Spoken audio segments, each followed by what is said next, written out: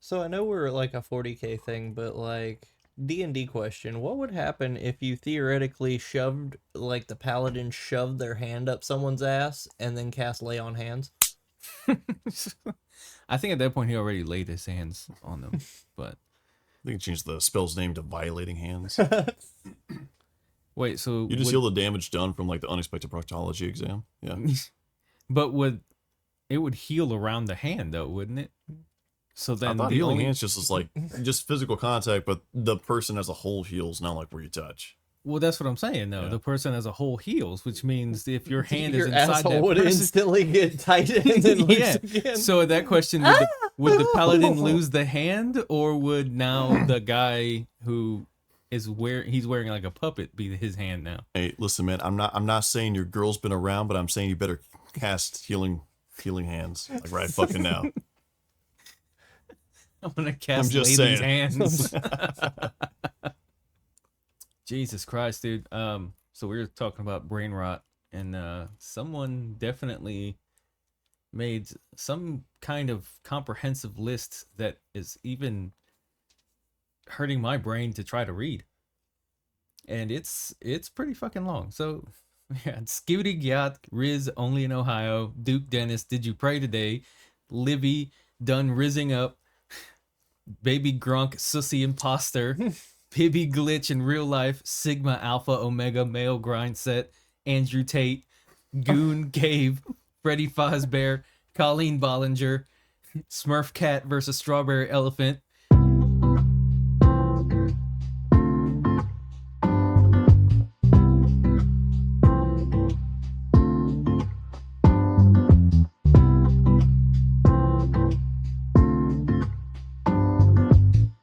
Hey, Step Bro. Bro really thinks he's What? Cardi. You're a quirked up white boy. Damn straight. Yeah, it's a Yeah. meme phrase describing a young white man with an unexpected or quirky talent, often followed by busting it down sexual Oh, style. always, man, always. You know there's a reason they call me Step Bro. You know. There is. I hate this generation of kids. Oh, 100%. Yeah, so I guess like if some dude be hitting on some dude would be like hitting on a fucking like the fucking 50-year-old dudes that you see on fucking like 20-year-olds pages that are like, God, you are beautiful. Oh, yeah. I guess he would be like, Show Bob and Vagine. Yeah. just show Bob and Vagine. Most people call them Make sex PDF now. files, but you know. The unparalleled riz of a thirsty Indian man. If everything gets scaled up in 40k, right? So I mean, obviously, like modern day, we got dedicated farmlands and also like dedicated regions that are definitely more farming, right? So like the breadbasket of America, a lot of food gets shipped out of there. Everything else, Do you think same with 40k. We got like agri worlds that ship out the food for the most part, just by some little bit of domestic products. Do you think? dedicated call center Dedicated worlds? call center world. Oh my god, that hive world would be insane. Well, hello, I am calling from Judge's Primary. How are you doing today? We are calling about your 1-800 Imperium bill. Thank you. Yes, what I need you to do is go to the nearest 7-Eleven, and I need you to get buy 500 gelt in yes, ma'am, 500 gelt in Amazon credit cards. If you do not, the Inquisitor Greyfax will kick down your door. I just want to talk about 40k. And also a lot of 30k. Should be bugging. So God damn it. So I always thought, like, let's say you ever got, sucked into one of the, books of 40k, like Yeah. some magical shit. You end up in a book 40k, and you find out this whole time that low gothic is actually just brain rot. God damn it. So if low gothic would be brain rot, what would that make high gothic? Literally anything else. There's nowhere else to go but up. That's the only place you can go. High gothic is just Ebonics.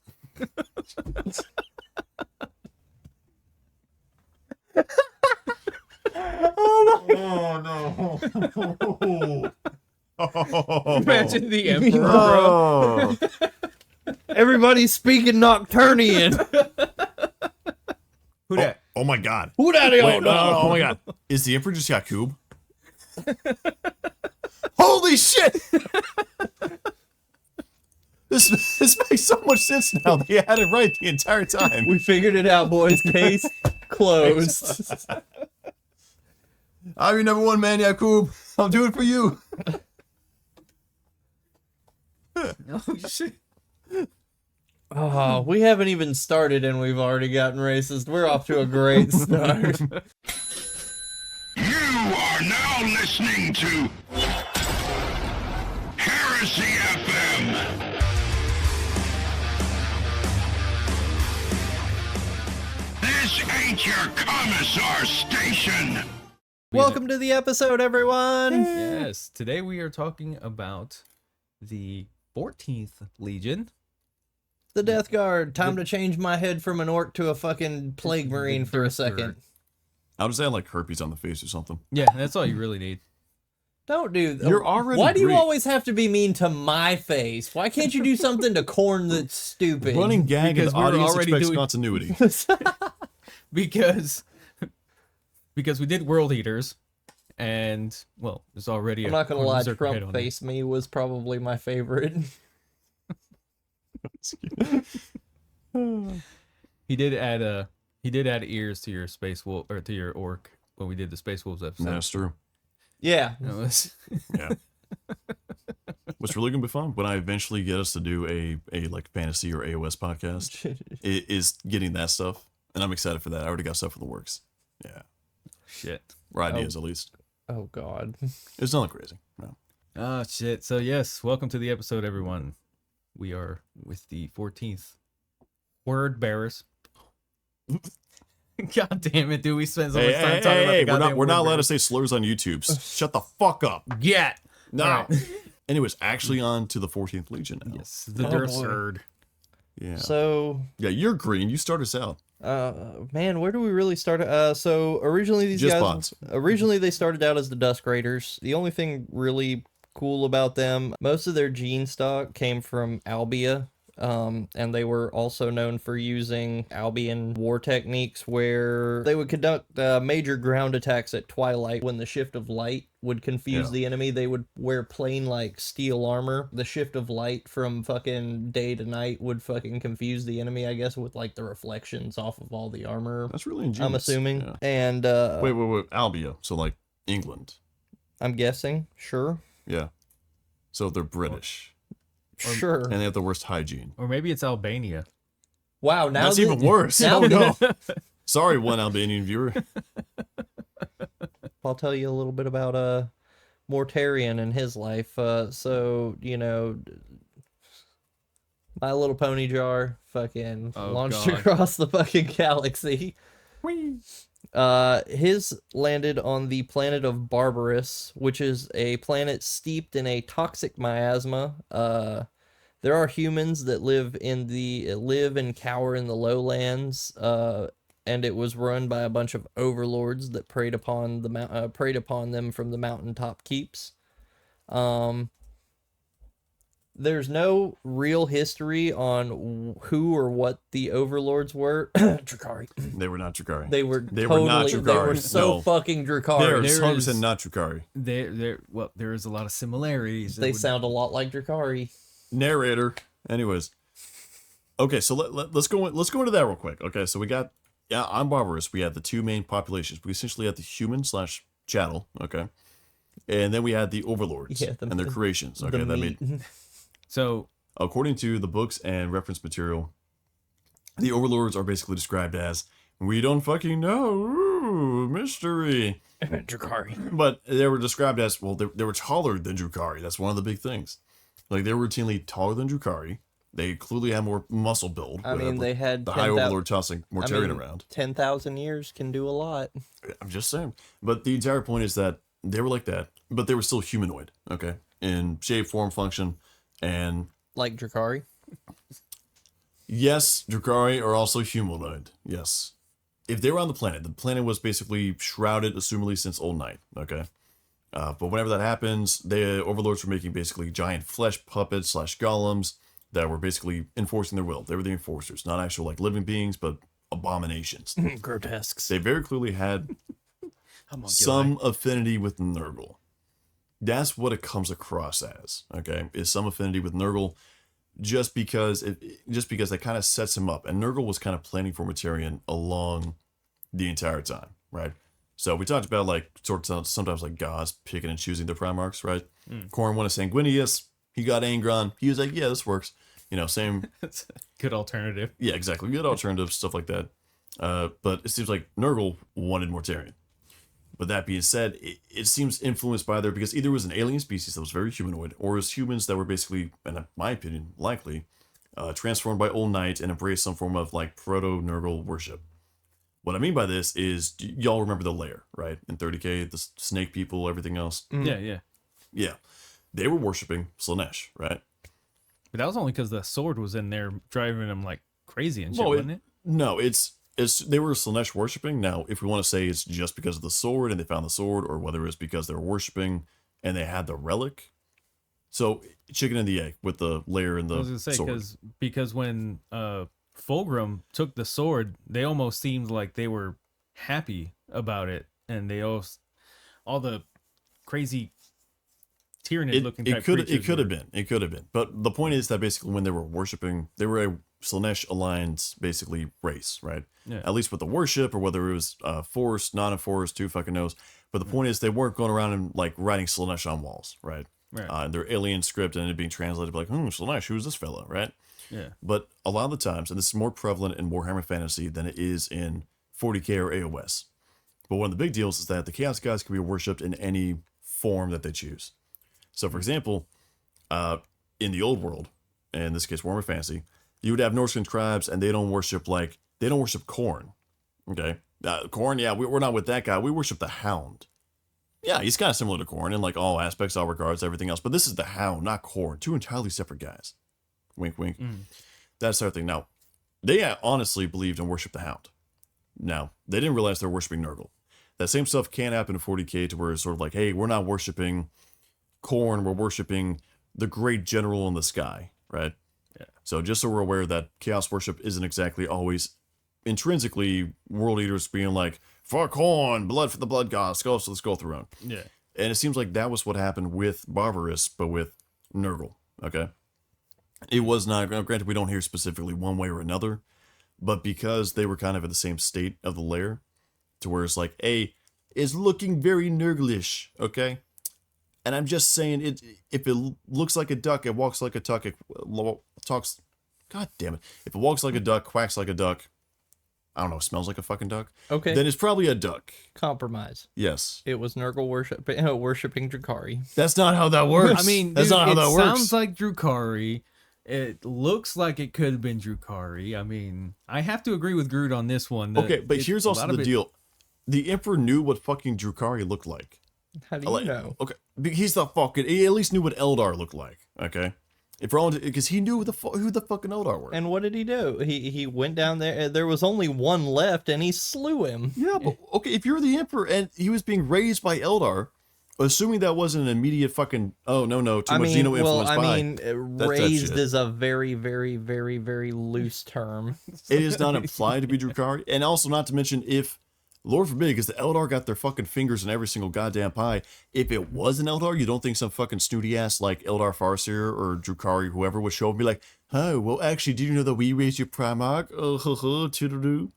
Like, they would fucking do that. They're Eldar. If anything, they were probably trying to kill him. Yeah. And guess what? They fucking didn't. They raised him. Drukhari don't raise humans or even Primarchs. But they didn't. He didn't raise him though. He kept him. He effectively. I'm not saying it was good parenting. I'm just saying. So he taught him some things, but he basically kept him as a fucking pet. Yeah, you still raise a pet. You get a puppy. You're raising the dog. He was raised in the same way that Angron was raised. That's not really. He was kept in a tower by himself. But by himself. But he still had like a quote unquote. And it was. He still had a quote unquote like paternal father figure. And it was in the sense of he was the male figure on top. And it was in the point of the miasma, just literally at the point where he could survive. It was Drukhari. It was totally Drukhari. They reveled in human suffering. Okay. They controlled dead flesh. Homunculus. These homunculus are not described like other homunculus. I'm just saying.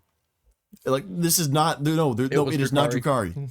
Flat out, it is Maybe not. it was It is not Drukhari. Maybe it was a homunculus planet, and that was why they were taller and spindlier, because they were all like, because you've seen that, like how the homunculus have getting worse like than the extra brain rot. arms Oh my and God. shit. Maybe they were just taller and That's bulkier. possible.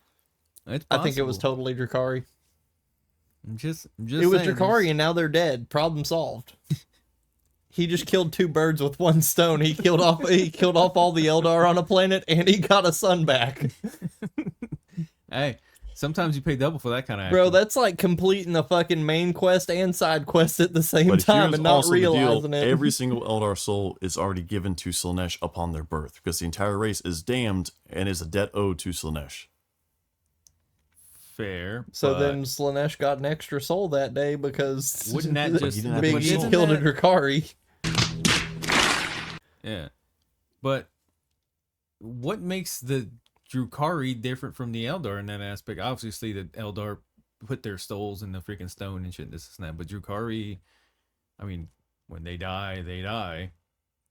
When they die, but whenever the Eldar or Drukhari die, anything else, their souls get sent straight to fucking be vored by Slaanesh. So if this was a Drukhari, Like one-way you ticket. think the Emperor helped out Slaanesh in that aspect? No, because the manifestation is also corruption of the soul, okay, in 40k. So, for example, Death Guard, as we later will see and talk about everything else, they get all Nurgle and everything else. It's not just physical, okay, because obviously if we look at a Plague Marine and stuff like that, they physically, go by sheer laws of physics, they would not be able to live with that much disease running through their body. Only because their body's corrupted, because their soul's corrupted, okay? But that being said, if your soul is already IOU'd and basically taken by Slaanesh, you're not going to be Nurglified, because you can't have your soul to Slaanesh. But it never said And then they your were body's- Nurglified. What? It never said they were Nurglified. They were giant things living in things where even Primarchs couldn't go. Like that's Nurglified. You're not having an Eldar live through that. In But any it never capacity. said that they were Nurglified. It Because never they were described- living on the described peak. them They as were living on rotting the or peaks. it never described them as rotting or diseased or anything. Because they were described as living on the peaks where the air was so toxic that even Mortarion couldn't go up there. No matter who, like Drukhari, Craftworld Eldar, Harlequin, anything else, they're not above a Primarch when it comes to physical abilities. Like that's not how it goes. What if they made a Not pact 40k with Nurgle, ones. There's not like one special Eldar. We don't have any data sheets or anything my on God. If they- on 30k though? Eldar. If they were Drukhari, what if they had made a and they knew about Slaanesh and their souls and shit like that? What if they knew about Slaanesh, then it would stand to reason that they would know about the other gods. What if they made a pact with Nurgle to save them from Well, Slaanesh? Here's the deal. Here's the deal when it comes to this point. It's in the sense of like with the weird and zany shit that can happen in Warhammer, it's not impossible. Okay, I'm not saying there's a 0% chance, but I am saying that it's the same deal as like, hey, I'm me. If there was somebody else in the world who looks exactly like me, has my exact same name, and also is running a Warhammer podcast somewhere else with our exact same sub count, the odds of that happening are essentially zero. Okay? So if we're going to take this other thing where like these Drukhari are apparently these fuckers, the odds of that are essentially zero. It's a much more likely, and using Occam's razor, simplest answer is the best answer, is that, hey, these are probably just humans that in this case were cut off due to old knights, and at that point something happened with Nurgle, and they basically started worshiping Nurgle to some degree, or they got Nurgle sort of quasi-corrupted, okay? So Occam's razor is saying it's probably human, because all the Primarchs, right, we know that Chaos had a hand to basically where they ended up, Right. okay? Every single one of them ended up on a world that was occupied by humans. Now, statistically, even whenever like humanity before Old Knight had the interest, like Galactic Empire, everything else, it is still in the grand scheme of the amount of like celestial bodies out there. Statistically, all 20 Primarchs should have landed in the fucking sun or like on an asteroid with no oxygen or some shit like that. Okay, Yeah, Lorgar should have said. so very clearly they were being sent somewhere, and if the other like 19 Primarchs were sent somewhere where humans were, that we know of, like obviously sans 2nd 11th, right? It stands to reason that Mortarion also followed the same rule to where he was sent somewhere that was either like some form of human occupation, right? And that's why the entire thing comes up, because it's saying, oh, well, they were humans, but they might have been xenos and everything else. But you know what term and everything else they used to describe the demons in 30K? Aliens. They just said they're xenos. And then later during Siege of Terror, they said, oh, they're extra-dimensional xenos. He's sounding very beady-ish right now. Beady-ish? Bidet. Bidet. Fuck off! Fuck off! Oh shit. There's a thin line between ribbing and... Oh, God. Oh. No, he'd be coming in here being like, You're trying to say that they can be Drakari? Actually. I just told you, there's like, there is a chance. I'm not going to say like it's 100% not. If GW wants to, they can go back and be like, it could be the case. I'm just saying, realistically, simplest solution here, there were humans that were probably got demony, demonic fire, fucking corrupted, that type of shit. Okay? I like to think of my Mortarian Jesus is raised by Drakari. Let's agree to disagree. We'll agree to disagree. We'll on agree it. to disagree. He's got big old sharp knife elf ears. But so getting back on topic, Mortarion was raised by one of the overlords named Nakare. Had an absolute terrible life.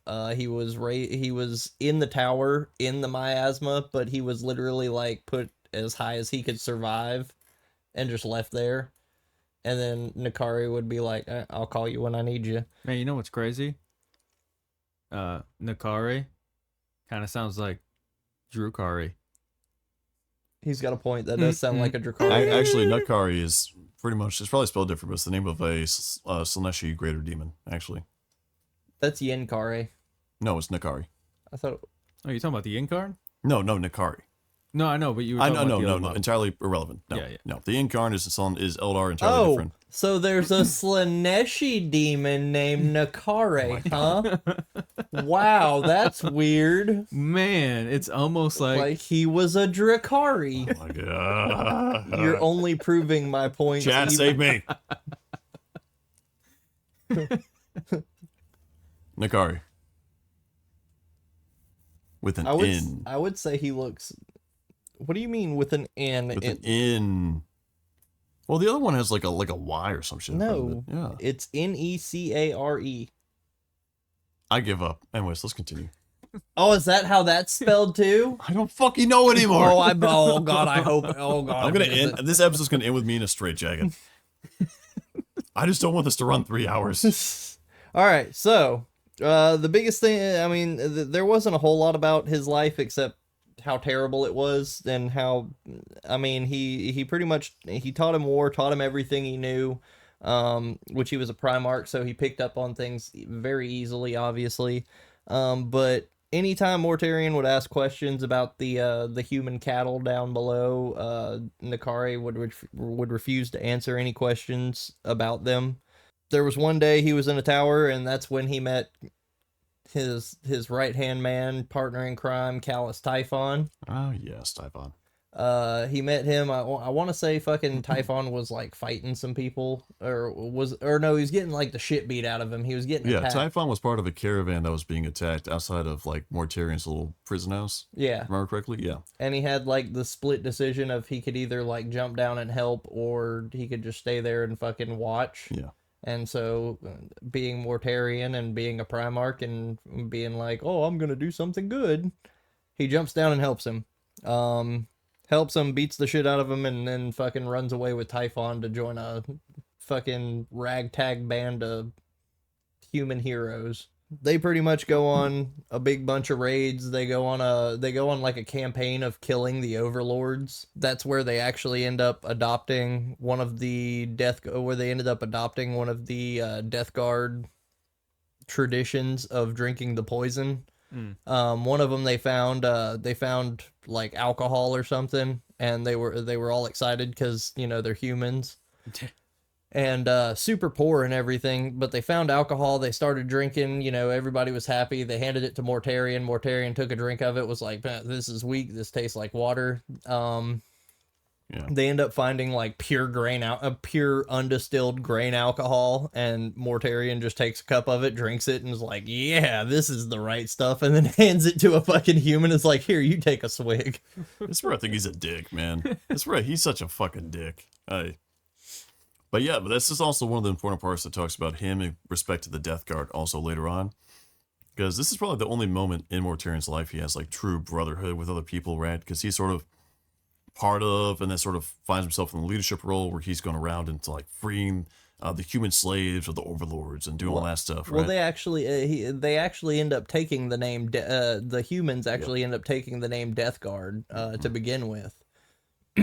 But finally, it's getting to the point. He's rescuing humans. He's killing overlords. Well, then finally, he's planning for the final kill, and Nakare. He's at the top, the highest peak, the final boss. About that time, in true his true douchebaggery fashion, a big light shows up and the fucking miasma just parts. No. We cannot say douchebag for this part. And we can go over, and there's fair qualms about what happened to Angron and the Emperor. The Emperor did nothing wrong when it came to Mortarion. I will stand by this like every single fucking day. Are you talking about like his interaction with Mortarion? Yeah, and what he did. Because reminder, they were making the assault. Essentially the entire world was basically all fucking good to go. The humans were freed. It was just the last one. It was the tallest peaks, right? Where basically nobody could get up to. And at that point, they had like the proto power armor where they're kind of like sealed against the environment, but only lasted for so long. Right. And they just got done trying to assault his father's place. But of course, they got repelled back. And during that time, he had to make the choice of saying, hey, do I want to continue on and do this? But if I leave right now, I can save the guys whose suits got breached and everything else and take back down, and there's a chance they could survive, right? As long as they get away from like the toxic clouds, the Zyklon B, and then he gets dragged back down. He does so, and that's a huge part of humanity from Mortarion is dragging his guys back down the hill to the base camp and saying like, hey guys, we got fucked up, we're gonna go again in the morning. He's ready to go finish this shit. The humans are like, bro, we just got our ass kicked. Let's pull it off a second. And they also said, hey, hate to say it, but these guys are fucking dying. Mortarion kind of goes off on his own, and eventually he sees ships come and he talks to somebody, comes and tells him like, hey, there's a fucking stranger here who's talking about freedom and can all this shit. So he goes to the meeting hall that they were all at and shit. And that's when he sees. I got that messed up because it was when he was coming back with the injured guys is whenever they said like, hey, you don't ever guess who showed the fuck up, and that's whenever he met him. Yeah, and then that's when the Emperor was like, hey man, got a challenge for you. You and me, we go up there. All right. Originally he's telling him about joining the Empire, and joining the Imperium. He tells him, that you're my son and this and that. And he basically pulls the anger on and says, nope, I've got shit to do. I've got a goal already. You can wait. And that's when he brings up the challenge, and he's like, okay, I'll bite. Yeah. And Mortarion heads off. He's like, fuck it, I'm gonna go do this. And he gets up there and. Which reminder, before we even go on to that, those guys that he dragged back down, they were dying. No matter, even though he dragged them back from the mountains and everything else, they were dead. And the Emperor said, hey, you guys need food, you need medical supplies, you need everything else. These guys are dying. Healed, done, everything else. You're my son. You save these people. Let's fucking go. Literally, that guy, slaves were freed. Mission accomplished. You just had the basically personal vendetta against the one remaining over tyrant up there. That's all that was left, right? For the humans, their heart was mainly out of it. They said, hey, we won. What the fuck can he do? Everybody else were freed. He's in his own little castle. Fuck off with him. We're not going to spend however many thousands of people that are going to die trying to get to him whenever we won, right? But, Mortarion's got a grudge, and he's got to see it through. Yeah. And that's where the Emperor was like, see sense, come on. And of course, they continue on. And that's where, of course, the bet happens of like, who can kill him first.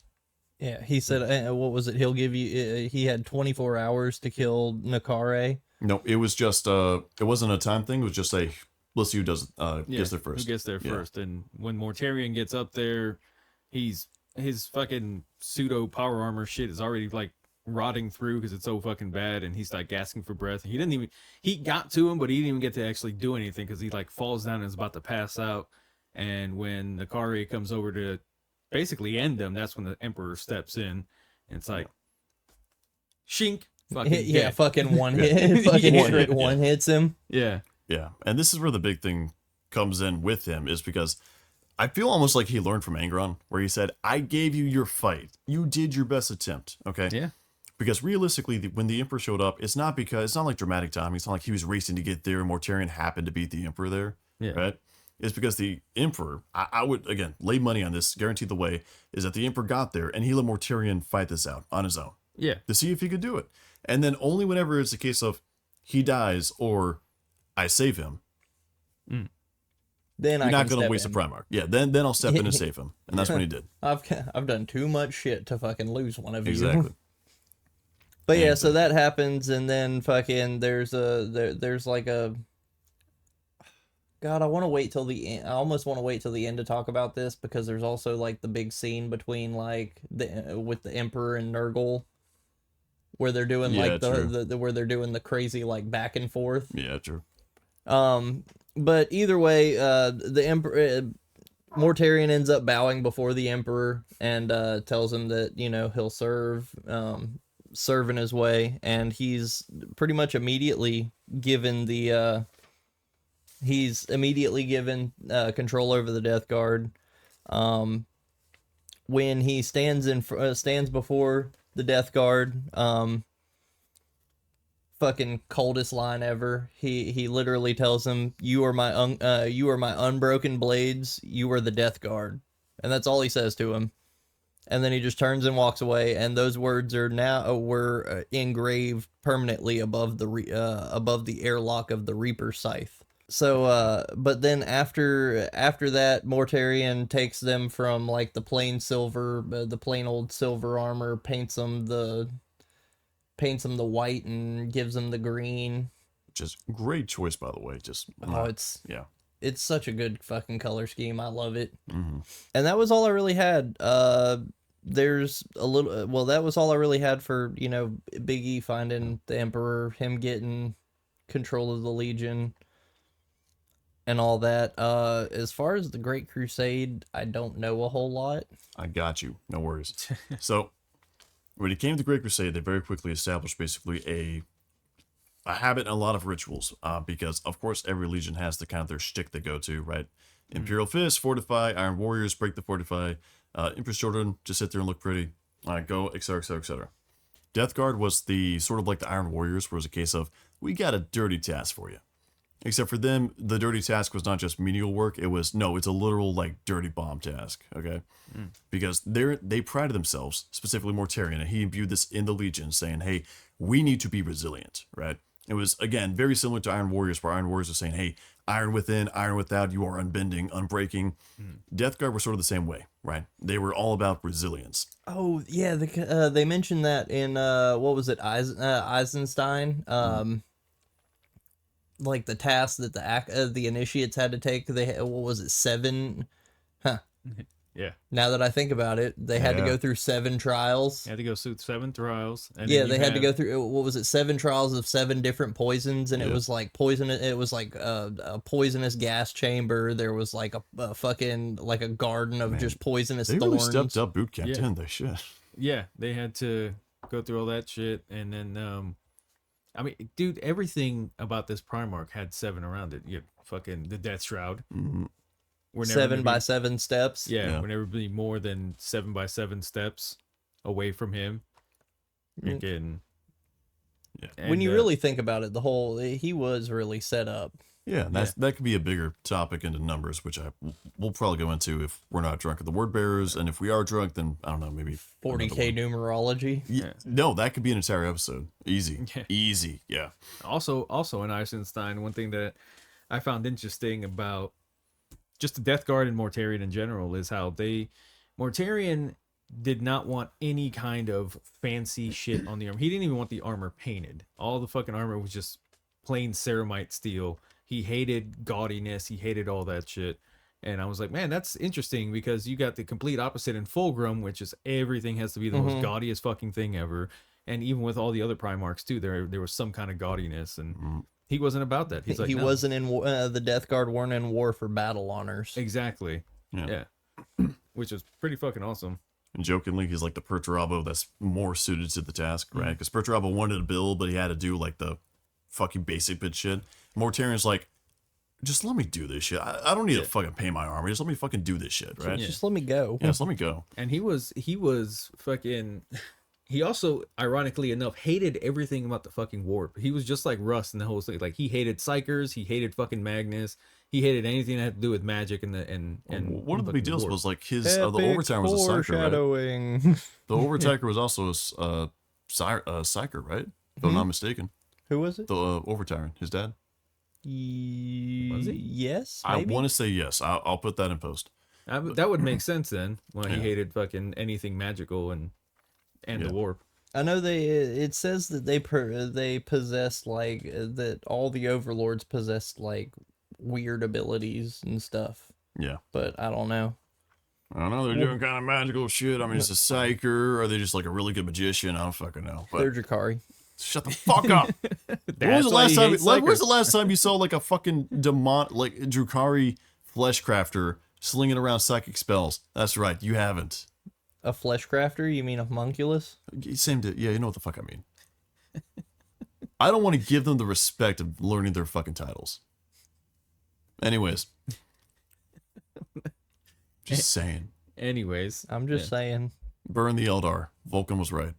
Vulcan if did nothing wrong. If it walks like a Drakari and flesh crafts like a It Drakari, doesn't. it must be a Drakari. It's gonna be a theme to the episode, isn't it? Shit. One thing. That, you can make his avatar Drukari. fuck. I'm So- just saying, if the Harlequins can do all kinds of fucky shit with Primarchs, then so can the Drakari. So going on for that, one of the big things to also know is that the one he was fighting with on Barber is Typhon. Also was elevated to become a Space Marine. Now, obviously, he was too old at that point to become an actual Space Marine, so it's important to keep in mind he is on the same vein as like Luther, Corferon. Yeah, he's to an where augmented human. He's but an not he's not a true Space Marine. He's an augmented human. But he still wears fucking Terminator armor. Yeah, he does. I mean, listen, anything's possible with Mechanicus, right? Yeah. So they continue on basically through Crusade, but they're doing all the heavy lifting in terms of like the really deep, dark shit. But again, unlike Iron Warriors, they're like, fuck yeah, we can do this. We can prove that we are the fucking best. They got kind of like excited about it, right? Yeah. And it went down to the point where also they had a tradition. This continued comes up, like you said earlier, where like after a battle, Mortarion would usually go seek out one of the captains and share a drink with them. And that drink was kind of the same like fucking absolutely toxic, vile shit Yeah, that that's what he actually... did. Yeah, That's what he Except did with it was Garrow, like eh? real poison. yeah, it was like unironic actual poison, right? Yeah, because didn't he pull out like a little, almost like a test tube or something, and just kind of like drop a drop in the fucking cup It's- yeah, that he some had shit like with that. Garrow? Yeah. But one of the big stuff, also why I don't like him, is he's a dick, okay? I understand the first time, okay? Because like, hey, you're a primary human, you just found alcohol, let's kind of figure this stuff out. It's kind of like a humorous sort of way to find this out. But this man is now purposely finding out, hey, I'm a Primarch, so whenever I drink this, I'm like, oh, this is like water, yes. Or it's like, ooh, spicy water, seltzer. This is kind of nice. And then you give it to your captain, and your captain's like on the verge of fucking death, throwing up, probably got fucking like stage 3 cancer from it, that type of shit. And then Mortarion's like, yeah, we're just clinking back beers like a couple of bros, and he's over there fucking dying. It's like, no, you're a dick. That's what that is. I mean, he's testing the Legion. It's the same thing It's Angron more did. proving the indomitable spirit. Yeah. He's like, if you're going to be part of my Legion, you're going to be able to resist all this shit, and you're going to be tough. I get it. It's still a dick move. Fucking most Because of these he's Primarchs are because dicks. it's not equal. It's not equal. Okay, and this is where it gets kind of dickish. And this is one thing I'll say. Like it's Your dad banished his best son just because he thought different. what Typhon? No. Oh. Fucking Dorn. He joined a different church. Fuck off. But Oh, that's how you're going to Yeah. rationalize Yeah, it. Wow, pretty yeah, much. that's, I was saying it's not my fault he came out gay. he didn't want to go to lecture shot therapy. I don't know what to do. But Yeah. but yeah. So I'm not happy with it because it's the same case of like, hey, let's prove our metal after this stuff. And I pour you a fucking bottle of poison. I pour myself a fucking seltzer. But I mean, it's the same. It's the same as me being like, "Hey, buddy, let's share a shot," and I fucking get like a shot of fucking Jack, and I hand you a fucking shot of like Everclear. I'll still take it. But anyways, Exactly. See, Yeah. I would, and they would too. And this is one of the things. Again, I'll say, I'm saying this, and this is 100% just personal opinion. This is not like a concrete thing. Most people won't share this. I just don't like it. Simple as. That's one of my beefs with Mortarion. I just don't like it. No, fair enough. Yeah. I mean, look, Perturabo was a dick the moment he fucking met with his legion. Yeah, Oh, at yeah, least he, Perturabo at was still a least he bigger didn't dick, just fucking like bitch smack him, bitch smack their whole fucking skull in. Hey, I know you beat your wife. At least you didn't kill her. Shit. He's not even beating him. Listen, I know you poisoned your wife, but at least you didn't fucking shoot her. Anyways, But did you die? That's literally the motto of the Death Guard. Did you die? I shot her in the face. You did what? She lived. Calm down. Shit. Anyways, like I see the point. Not a fan. But then again, fair I'm wearing enough. yellow. I'm not wearing green. We go from there. We don't wear green. What the fuck? No, It's Imperial white. Fist. It's white with green. Same Thank diff. you. Same diff. Unpainted, dirty white. Are we talking with about green. 30K it's or very 40K? light green. What? I'm joking because any color 'cause- lightened is white. Yeah. That is true. Yeah. Oh, that's weird. So you guys are just off spectrum Technically, Death Guard. everybody's just like Off spectrum Death Guard. everybody's off spectrum white. Yeah. I mean, well, no, the World Eaters in this instance, they are white with like blue trimming. We're So- white with green trim. Anyways, Yeah. Great Crusade. It was a fun time. I'm gonna have a So fun what you're time saying editing is that this, the but Imperial Fists are an offshoot of. Did they have the- anything cool that they did during the Great Crusade, or was it just Great Crusade? And Great Crusade. it was just Great Great Crusade. Crusade. If they did something really cool, they might have, but for the most part, no. Was They it went through- Mortarion was at Ulanor though, wasn't he? Yeah, he was out. Yeah, Yeah. Ulanor. Yeah. Yeah, so yeah, he was at Ulanor. I don't think we already know fucking he gets raised as fucking Horus gets raised as War Master. Yeah. Mortarion doesn't give a fuck. We do need to talk about the Council of Nicaea. Well- Yeah, that'll be on there. Yeah. Well, Is that before? Or Mortarion. that's after Isfan. No, that's before. Is it before? Yeah, That is Council- before. yeah, Council- Shit. Let's Yeah, hope dude. Oh yeah, Mortarion that's when didn't give- everybody's Yeah, still they're not on having a loyalist. council after Horus Heresy breaks out. Shit. They have another. It's the Supreme Court Council. Magnus, Yeah. come here.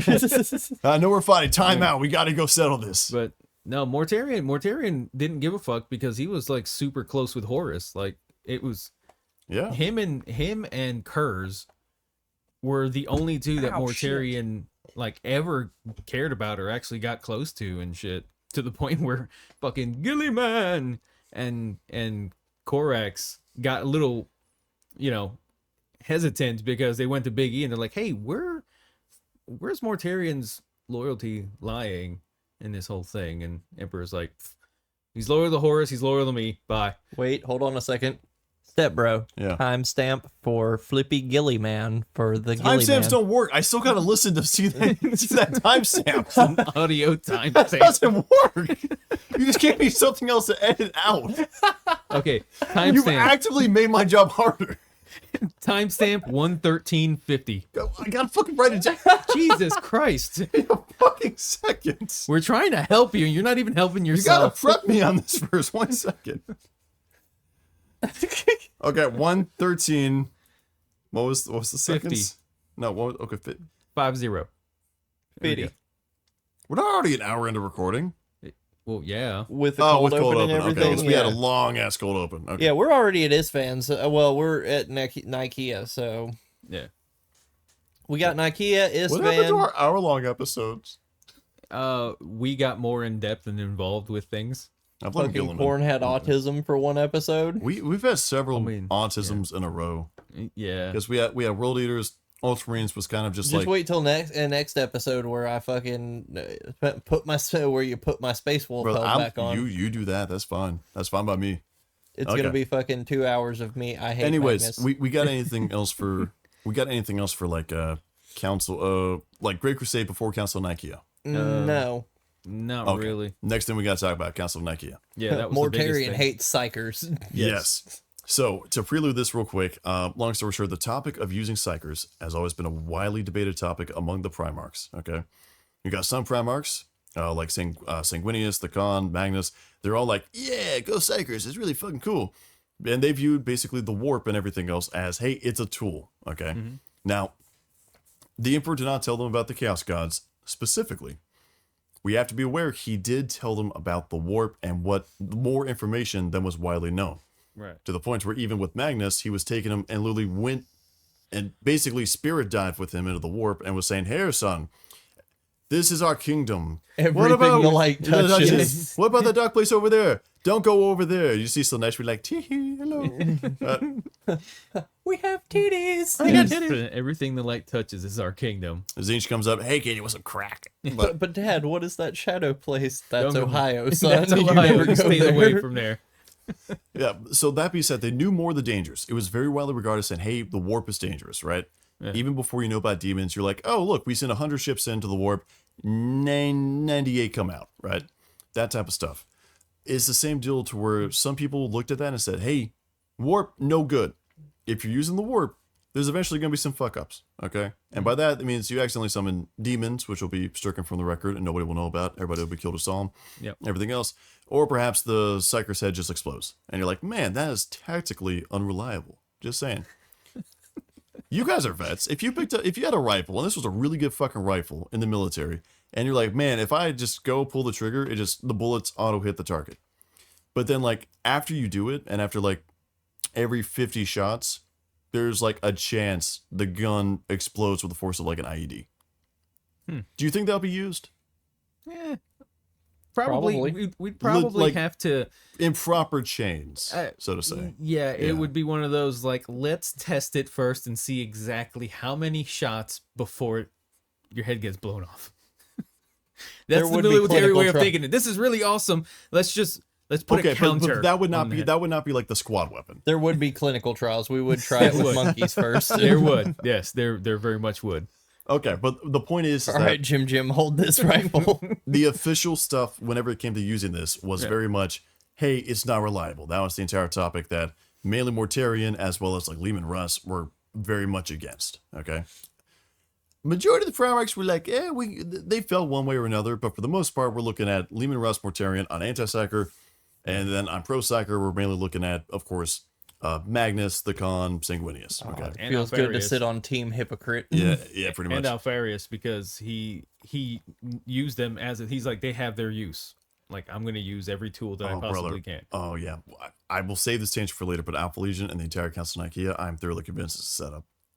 I don't know anything about that. Okay, because I haven't read anything in that. Alpha Legion by the Council of Nicaea was already had their entire stuff with what was the name of the shadowy the Cabal. Yeah, the They already had the Cabal stuff. They knew what was going to happen. Yeah. And they said traitors are not going to follow the fucking rules of war. Loyalists, we know Dorn, we know Gilliman, they're going to fucking do it. So if we say no psychers in a war using magic and demons and everything else, that gives the traitors an advantage. So if I had to guess, Alpha Legion probably pull some strings in the back and all that stuff, and Yeah. was more than happy to see that stuff happen, because in that I could case, see that. it aided their cause. And also, by the way, they continued. Nobody talks about Alpha Legion. They slipped under the covers because Council of Nicaea happened. Nobody knew they were using Psychers beforehand because they didn't use them in like a battlefield role. It was like a support role like you see in the book. But even after it... Shut the fuck up. God damn. Yeah. But after that happened, everything else, they still used the Psychers. And like nobody looked at them because nobody expected them to use Psychers. Wasn't Magnus kind of like appalled at first because he thought Mortarion was going to be on his side, I thought. No, he knew Mortarion would give... Oh yeah. I think... No, he knew Mortarion fucking hated him because Mortarion's always criticizing Magnus for using librarians and all that shit. Not to mention Mortarion, if I'm not mistaken, was one of like the head voices on. Yeah, he was the head. Council of He was Nicaea. the head voice against it. Yeah. I just didn't think he knew that fucking Mortarion was going to be there. I thought it was something like he didn't know Mortarion was going to be there, and so he felt like betrayed by Mortarion a No, little it was bit. I think it was Because he knew Sanguinius, that wasn't he it? knew that Russ was going to be there Yeah. to fucking speak against He knew it. Russ was going to be obviously. there, but I don't think he knew that Sanguinius was going to be there. Or whatever. Or Well, to maybe be that fair, was in the Magnus. entire one said in like the books and stuff, Sanguinius very, very much felt like it was so awesome, man, because they're over there like super into this, and Sanguinius is Yeah. almost there for like, it'll be okay, guys, you'll be okay. I swear. Didn't it say that he was like actually crying when the fucking verdict was like I would have given? doubted. That's Sanguinius. He's too wholesome for this world. Yeah. We didn't deserve Sanguinius. We didn't. No. No. But yeah, so More- Council of yeah. Nicaea happened. Fucking Mortarion was the biggest fucking speaker against. Well, one of the biggest speakers against it. We already Yeah. know what happens. Fucking obviously, Psychers were fucking banned. Mhm. Council of Nicaea, also known as the Trial of Magnus the Red. at the end of the Council of Nicaea, it was passed down that psychers are not to be used. Okay. And they basically said, hey, they are to basically prohibit, you cannot use them, return them to the battle lines immediately of the former rank. Okay. Some people took that a bit farther. Dorn sort of imprisoned all the psychers, said, we're not taking any fucking chances, all or nothing. Sounds like a Dorn thing. Yeah, that was Dorn. Yeah, he literally just locks them in a fucking sanctum where all they do is meditate. Yeah. They weren't even released till like Siege of Terra. But Mortarian's a dick. Okay. Yeah. Bro, there's like a big thing where fucking, I think it's Garrow. Fucking Garrow sneaks onto the Phalanx to try and get a fucking, to get a Psyker out of there, and then fucking Dorn shows The up. best thing is the Psychers during that, maybe not then, but like later on during Siege of Terra, the Psychers are just like, man, that's kind of right. We do deserve to be in here. For the Legion, let's in the cell. That's their entire attitude about it. Wow, talk about Stockholm Yeah, syndrome. he doesn't even. Yeah, he doesn't even leave. He's like, I can't go with you. I'm not going. And then all of a sudden, the fucking door opens, and there's Dorn, and he's like, Garrow, what the fuck are you doing here? Yeah. Oh Now, shit. the biggest thing after that, okay, is going to be going on ahead and going to Isfahan, right? That's whenever the first big purge happens. So obviously, didn't he go to Terra for some shit? It was like around the Council of Nicaea. I thought he went to Terra and saw the Golden Throne being built, and he was like, "What the fuck is this?" And then Malcador was like, no, this is so we don't have to use the warp." And he's like, "Oh, okay." I mean, not wrong, yeah. Yeah, it was. I remember hearing something about that. It could have been. I don't remember that, but that I could. Oh, okay. Well, Horus is calling me and telling me to go to this fucking Isfahan 3 planet. Yeah. Nah, I'm gonna leave now. Yeah. Now, Isfahan 3, he was very much on the side of the traitors to begin with. Okay. When we talked about like, hey, Dad showed up and he took away my life struggle and then gave me the Legion. It wasn't like Angron where you knew he was fucking pissed about it. He had that little seed in the back of his mind. Okay. And then only grew and fostered resentment. So whenever Horus came to him and said, hey, fuck Dad, he was like, yeah, I'm down for I tried to kill one dad already. I can go for a second I'm down one. to clown. Yeah, I'm down to clown. Let's get retarded. But going on from there is then Isfahan 3 happens, right? Now, going back to that little map of the Coral City, everything else, everybody was taking care of all that shtick with the defenders. The Death Guard were taking the trenches. And this is where some of like the most dramatic scenes happen. And again, it's a tearjerker. It actually is. Bro, I never get tired of I've listening. never fucking cried at a book. Ever. I fucking teared up for that The scene. Dreadnought, especially with the Dreadnought. Yeah, the fucking, who was it? Huron Fowl? Yeah. That was sad. The Huron Fowl scene.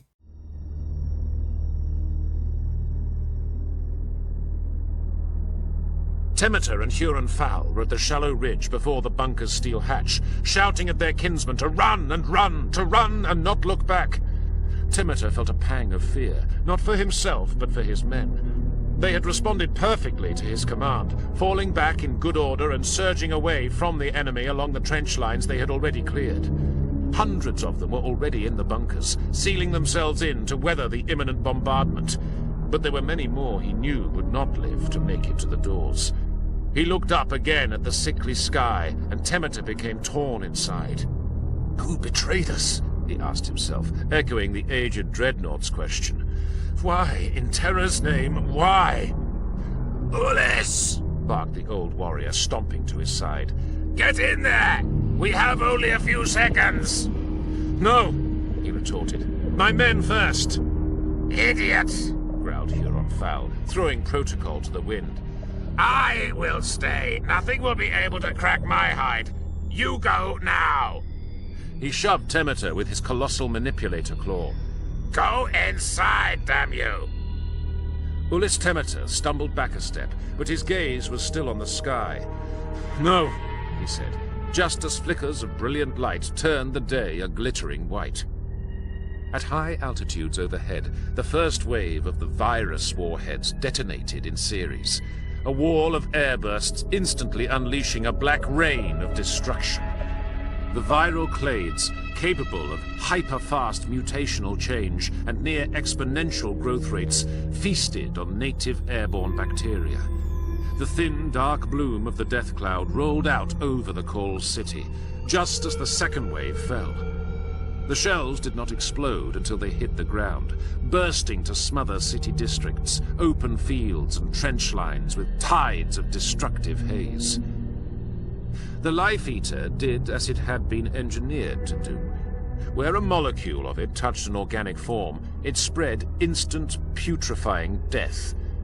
The Coral City, every living thing, every human, animal, plant, every organism down to the level of microbes was torn apart by the virus. It leapt boundaries of species in a second, burning out the life of the planet. Flesh rotted and blood became ooze. Bone shredded and turned brittle. Istvanians and Astartes alike died screaming, united in death by the unstoppable germs. Temeter saw the warriors running towards him, dying on their feet. Figures fell to the mud as their corpses turned to a red broth of fleshy slurry, viscous fluids seeping from the chinks in their power armor. He knew that he had dallied too long, and he shouted with all his might, "Close the hatch! Close it!" The men in the bunker did as he told them, even as he tasted blood in his mouth and felt his skin prickling with budding lesions. The metal door slammed shut and hissed with the pressure seal, locking him out. Temeter hoped they had been quick enough. With luck, they would not have taken any of the virus inside with them. He managed 2 stumbling steps before he fell, the muscles in his legs singing with agony. Huron Fowl caught him. "I told you to run, you fool!" The captain flung off his helmet with a final agonized gesture of defiance. It was useless now, the virus having moved effortlessly through the breather grill and into his lungs. His hand flailed at the metal flank of the dreadnought and traced a runnel of dark fluid. Even through the pain, Temeter understood. There was a small fracture in the old warrior's ceramite casing, not enough to have slowed him on the battlefield, but more than the virus needed to reach inside the dreadnought's hull and savage the remnants of flesh inside. "You lied!" "Veteran's prerogative," came the reply. "We'll go together then, shall we?" Huron Fowl asked, embracing Temeter's body to him, moving swiftly away from the bunker. It took every last effort from Temeter to nod. Blinded now, he could feel the tissues of his eyes burning and shriveling in his head, the soft meat of his lips and tongue dissolving. Huron Fowl's systems were on the verge of shutdown as he stumbled to a safe distance, skidding to a halt. "This death," rasped the Voda. "This death is ours. We choose it. We deny you your victory."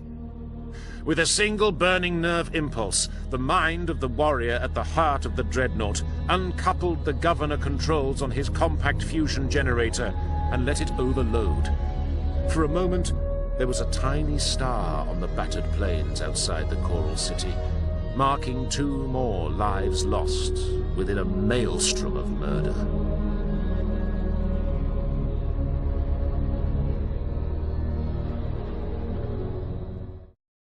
And we hope you enjoy that scene. I hope you guys fucking felt it in your heartstrings, kind of like I did the first time I ever heard it. Who was it? Was it Jonathan Keeble that narrated? I don't know off the top of my head. I can't remember who narrated it, but We're just talking about Flight of the Eisenstein, right? Yeah, I Well, want to say no, we were talking about Isfan 3. Well, yeah, but that was Flight of the Eisenstein, that where was- the scene was the Huron Fowl scene is. Was it? Yeah. No, it Yeah. wasn't. Yes, it was. Yeah, it was.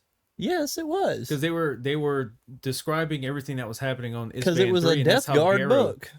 Yeah, Because it was all about the Death Guard, and then fucking because Garrow fucks off. Garrow was gonna go. Garrow wanted to go down to Isfan, and they were like, "No, we don't trust okay. you. Stay here." And that's when he had, was it Typhon that he had? Like he was basically watching him. I believe you. I probably gaslit myself, and I got it complete. I got a mission. I may have skipped Flight of the Eisenstein. You son of a bitch! Wow. The first trilogy, and I already Wow. knew that was like the one major thing I was like quote unquote spoiled on was like the entire book of Flight of the Eisenstein. That was book 4. How I did know you because I read the first 3, and then I like And then didn't he was read like, no, "Oh, and then I like didn't read any other book for the longest time, and I said, "Am I realistically gonna read 60+ books? I'm just gonna listen to lore recaps." And I listened to a very in-depth lore recap, basically No. retelling You it. didn't even read the Horus No, but You- I read everything. as much as you fucking talked about me. Wow. Listen here, folks. He is Do no as I longer our say, lore not what I master. do. He is no longer the lore master. Holy shit! I've read You more. have read, yeah, because Yeah. I've skipped books. Because after like the entire What like, did you read after the fucking? I read everything. I read first 3, and after that, I only skipped Flight of the Eisenstein, and then I went on to like Betrayer. Oh my god, dude! Holy shit! You went straight from there to Betrayer. No. Everything between. Like Star of the Horse, excluding Flight of the Eisenstein, Star of the Horse Heresy, like to like the end of Betrayer, and maybe the book. I haven't even read Pharaohs. But I got there because the Siege of Terror was wrapping up, and I wanted to be there when that book dropped. So I said, hey, all these other books are about legions that for the most part I don't care enough about reading. I'll read the summary online. And he go was from there. talking to me about fucking reading. Oh man, you gotta make sure that you read all the. You gotta make sure you read this. You gotta make sure you No, read I was this. telling you to Dude, read. I was telling you to no. read the good stuff. There was stuff where like I was saying skip, and you're like, no, I want to read all of it. I want to read all of it. Dude, out Because of I was all- telling you, you could just go and skip that stuff. Yeah. Dude, Flight of the Eisenstein was probably one of the best fucking books in the whole entire Horus Heresy. Like, You know what? You're done with. You know what? You're done with the fucking Siege of Terra. Go back and read the Flight of the Eisenstein. But now I'm reading Gotrek and Felix. Too bad. Fuck that. Damn it. You need to read Flight of the Eisenstein because yes, it was Jonathan Keeble. Yeah. that narrated That it. fucking that one scene, Damn. the one scene with Huron Fowl that fucking Stepbro didn't even fucking read. Yeah, because Huron Fowl took Garrow's place Yeah, on his van, didn't he? Yeah. but it was Huron Fowl and like a newer recruit, I think, Oh, or it might have just been random named recruit. I think it was just random named. But soldier. anywho, Yeah. we hope you enjoy that. That was a scene where the Dreadnought picks up the lowly Space Marine and runs in there and fucking to escape the Death Eater virus from the bombardment of his van, and fucking whenever it happens, finds out that he has a crack in his suit, and they're both dead anyway. Yep. I see shame in your eyes. Dude, that was one of the Rejected. most like touching. I'm not scenes. mad. I I'm didn't just tear up. disappointed. I didn't tear up, but God, I was like, dude, that hits hard.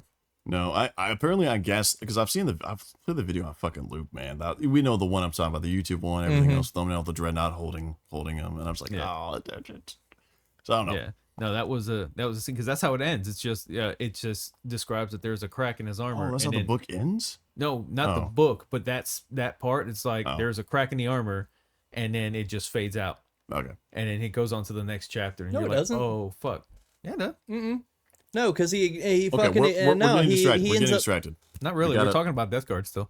Well, I know, but no 3 hours. No 3 hours. I'm not. Basically, what he does is he overworks his reactors or whatever, because that's when he's Yeah. like, "This death will be Yes. ours," and he Yep. fucking Yeah. and it says there was like one small fucking light on the planet. Yeah, you're right. You're right. We did not, I can't Boris. believe I We forgot deny that you part. your victory. Yeah, Oh, Yes. Yeah, I can't believe I forgot that fucking. we that was deny like- you your victory. This death will be ours. Yeah.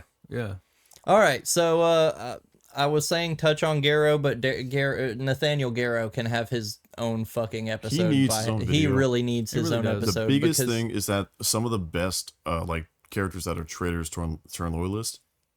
I feel like Death Guard. They got some of the best like compelling stories, everything else. Specifically, Father of the Grey even with Knights. Garrow. Yeah, and the Father of the Grey Knights. You can't fucking beat that. And Yeah. isn't Nathaniel Garrow the only one who's ever taken a punch from a Primarch and lived? Oh yeah, we do. He did we do kind of have to touch on that. He did get fucking bitch smacked by a Primarch. You didn't read the books. You didn't know Oh that, yeah, did that's you? right. You No, I'm don't- trying to remember what we're talking about. When We're did you talking get about when goes- Rogel Dorn fucking. Yeah, I fucking know that. I didn't read it. I'd fucking know. Yeah. Yeah, but you didn't read it, so No, you didn't because get to he experience it. pulled. I trust me. I know this. He pulled his fucking punch. That's why. Yeah, and that was and Garrow called him on it, but Yeah, because he could have killed him in one If punch. a and he- Primarch honestly punched somebody across the face, they're dead. There's no ifs, ands, or buts. No, yeah. Especially if they're unhelmed. Like All you really need to Yeah. know about Garrow is Garrow told Rogel Dorn, "Fuck you, your brother's a traitor." He got punched. He called him out. He took a ship, and then he fucking well, he disappeared. He single-handedly saved the Imperium. Because remember what we talked about, like on the Angron video or the World think Eaters so, video. yeah. Yeah, it's where it's like, hey, if he didn't do that, they all would have shown up at Terra and just said teehee and fucking basically decapitation strike. Bye, everybody. Yeah, by everybody. Yeah. Anyways, But so after Isfan 3, the fleet that's when the fleet splits up. Mortarion goes off one way. He gives Typhon half of the fleet and tells them to go do their own thing. Typhon, he goes off to fuck with Dark Angels and do, just be Typhon, just do his thing. He kind of becomes irrelevant for like half of the Horus Heresy. Yeah. It is important to note that up until the book Buried Dagger, right before Siege of Terra, Typhon is the only one who is actually like Nurgle corrupted. And Death Guard will even go, well, is essentially the only one Nurgle corrupted. But that being said... Well, him and like slowly his fleet. Yeah, slowly his fleet, yeah. And there's the one basically the... Yeah. What's his name? The one Grogor. Yeah, Grogor. Ignatius Grogor. Yeah, who was turned into like the giant bioweapon. Yeah, he was turned into like a demon prince or whatever, basically. Or well, oh no, prince, but he was Grogor. It was he got in. I guess. Well, I'm not including Kim. I'm specifically thinking around like because he was mutated by a fucking not a demon prince, but just a demon. And he basically. I'm not talking about him. I'm talking about like on Moloch. Like whenever you have the one, because they were marching through the trees and they had Mortarion eventually was basically confronted by the dead body of the one Space Marine, and long story short, he became like a living bioweapon, which was a whole bunch of it. It was later became like the Eater Plague. I can't remember the dude's name. Yeah, I don't either, but it was the Eater Plague, and long story short, he basically got resurrected. But everything within like 20 meters of him just instantly started fucking dying. Yeah. And that's how they went through the entire forest to flank the Imperial army through basically assault. They fucking marched through the Ardennes to basically flank the Imperial forest, was because that dude literally was a giant fucking bulldozer bulldozing a path through the fucking forest. Yeah, but we haven't gotten to Molech yet, because first is the whole him going to talk to the Khan. Yeah. He goes and talks to he shows up to the Khan and tells Khan basically, hey, guess what? Fucking, you'll never guess, Russ has turned traitor. He went over to Prospero and he killed the 1,000 Suns. He killed Magnus. He fucked up Magnus. The Prospero's fucked. It's like, you're on the wrong side of an argument, so you go to your buddy who hasn't heard any of it. You're like, bro, you're never gonna believe this, man. He went wild. I don't know what happened there, but this shit happened and all. It's just funny to watch. But yeah, leads the. I'm pretty sure we talked about this. Leads the Khan to Prospero. He sees this. He thinks that fucking Russ has turned traitor. Ends up finding out that Russ hasn't turned traitor. There's a big cool ass fight between fucking Mortarion and the Khan before Mortarion fucking turns all demony. Yeah. The Khan wins. Yep. And then that's when we have Dwell and Molech, the Eater Plague, fucking. Yeah, that was whenever he first started to kind of show signs of being willing to compromise on his ideals, right? Right. He finally he realizes that he can use it at first I can use it as a tool. Yeah.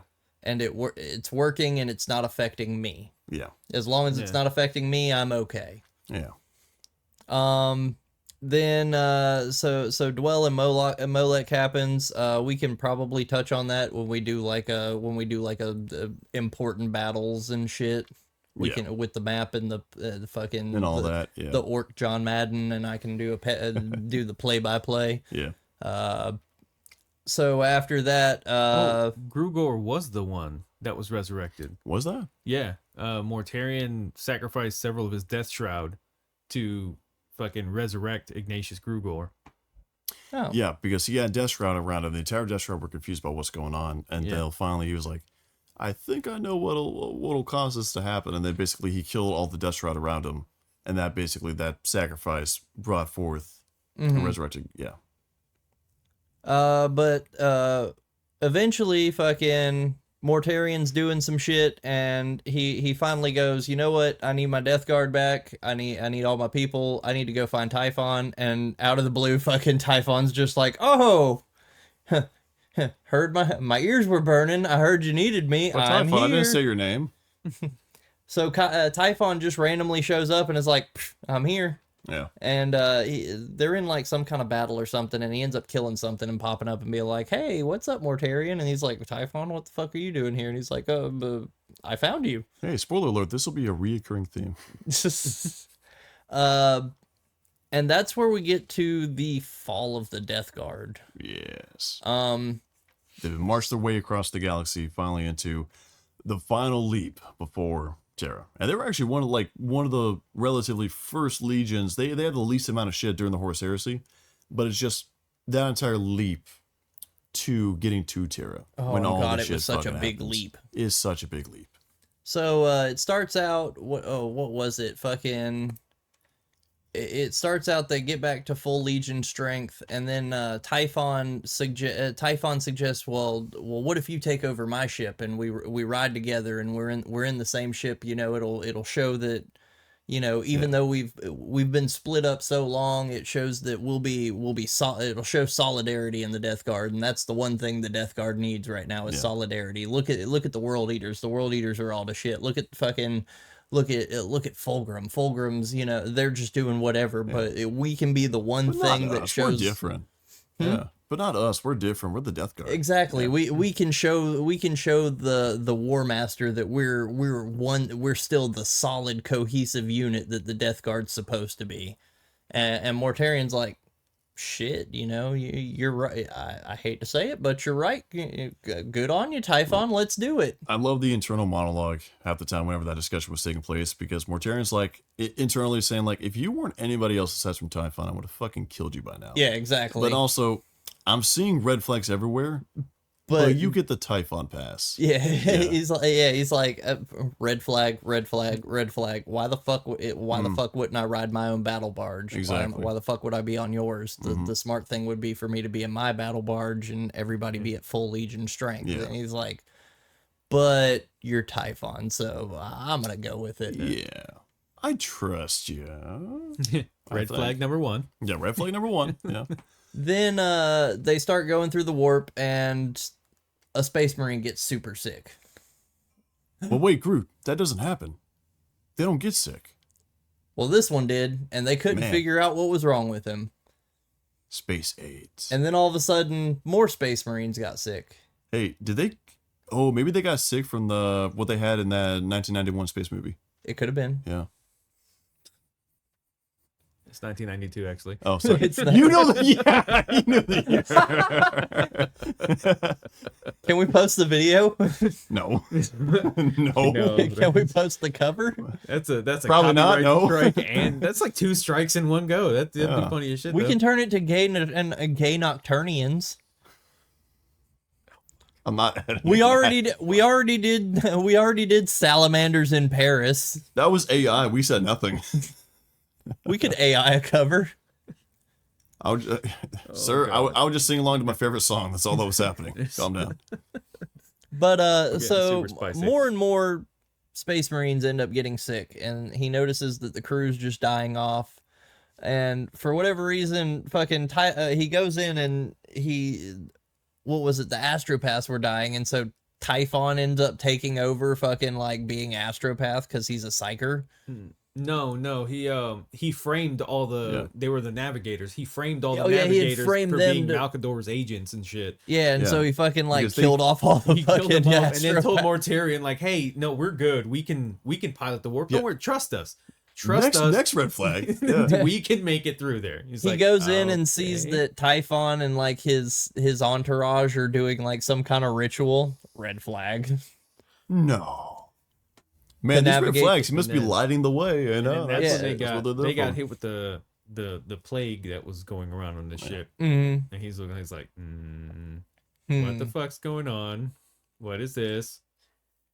And then This it is- starts transforming them all into fucking mutants and shit. Yeah, it just slowly starts fucking turning. It pretty much turned them into started turning them into Plague Marines, and then it finally But culminates. Here's also the deal about the plague, which is funny, is because reminder when we talked about earlier about how sort of like biologically you don't live from that, Right. but it has to be also spiritual corruption. Nurgle and through Typhon, because Typhon started this bullshit, and Nurgle, not a single Space Marine was actually like, if I remember correctly, not a single Space Marine was actually killed from it, if I'm not mistaken. Because instead they were basically they were just getting sick and then like it was random like agonizing torture. Yeah. Yeah. To the point where like he'd be walking down the halls and the people normally it's like, oh, your Primarch's coming, fucking salute and all this stuff, standing attention. But everybody's just You see some like random soldier on the ground like crawling and fucking screaming or some shit. Yeah. Yeah, and so it finally culminates to fucking Mortarion basically barges in on fucking Typhon and is like, "What the fuck's going on?" And Typhon's like, "Haha, I fucking got you, bitch. Guess what? We're all fucking corrupted now. Watch this." And fucking, man, I'm really secretive and was subtle, Mortarion wasn't got I? infected too, didn't he? yeah, he got bit. I want to say he got bit by one of the flies on like his Yeah. neck, and he got like the 3 circle fucking. The symbol Yeah, of the Nurgle. little Yeah, he fucking got the boil symbol or of whatever. Nurgle, but it all culminates to that part, and he's like, "Haha, bitch, I got you. Look at." Yeah. I love that part too, because looking back, it's sort of like Mortarion walks in, Typhon's like, I got you, surprise! You never knew this was coming. And Mortarion just looks back, he sees a line of red flags going like into the horizon. He's like, yeah, this is kind of on me, isn't it? Shit. He took off the rose-colored glasses. Yeah. He's like, oh, Oh, fuck. those were always red. Oh. Hi, my name's Mortarion, and you're probably wondering how my life is a little crazy. You're probably wondering how I got in this mess. Mortarion just does like the Jim from The Office, just stares at the fictional camera. Just But like a lot of shit happens in that scene because like literally the second that happens, fucking Grugor explodes, fucking explodes into flies. All the flies go into fucking Typhon. Typhon fucking turns into the big goopy looking thing that he is now. He goes from 30k to 40k it's like, typhus. no, I'm no father. I'm no longer Typhon. I'm typhus, like the disease. Isn't that a sexually transmitted disease? To my knowledge, I don't have sex. I don't know. No, you're thinking of typhoid. Close enough. That was the fucking disease that was started by some chick who she was immune to it. She was a carrier of it, and she was cooking It's always food. a fucking woman. Yeah, she was cooking some food or whatever, and she would get like these itches in her asshole, like, and she would like scratch them, and then go back to cooking food and touching everything, and Is that what my itchy asshole is? that's why they called her Typhoid Mary. Oh, shit. Because she was feeding like people food and they would get really sick and then fucking start dying and nobody knew why, and then they all of a sudden started pacing back the points. What Like kind of food was she making? just regular food, but she was a carrier of typhoid and she didn't know. Where was this? It was Earth. if Well, obviously. if it wasn't here in America, it was probably in England somewhere. I can't remember exactly where. She's but, giving him bowls of gruel. Oh, you want to know but, something funny? yeah, she would cook and then scratch her ass and then fucking make the food and kill people, and then she would move like. Why does this gruel taste like ass? That was the thing is Secret sauce. she didn't Sprinkle know, and like the people she was working for died, so she went on to work for another I family. took up the establishment. Yeah. She went on to work on for another family. They ended up dying, and then all of a sudden, I don't it's know like, why what the this fuck? keeps happening We to all me. got that one coworker. Yeah. But So- by the way, fun little thing, just like as a little fun thing GW does with names, is obviously typhus, real life disease, everything else. You know what a nickname for typhus is? The disease is also a war fever. Huh. The more you know.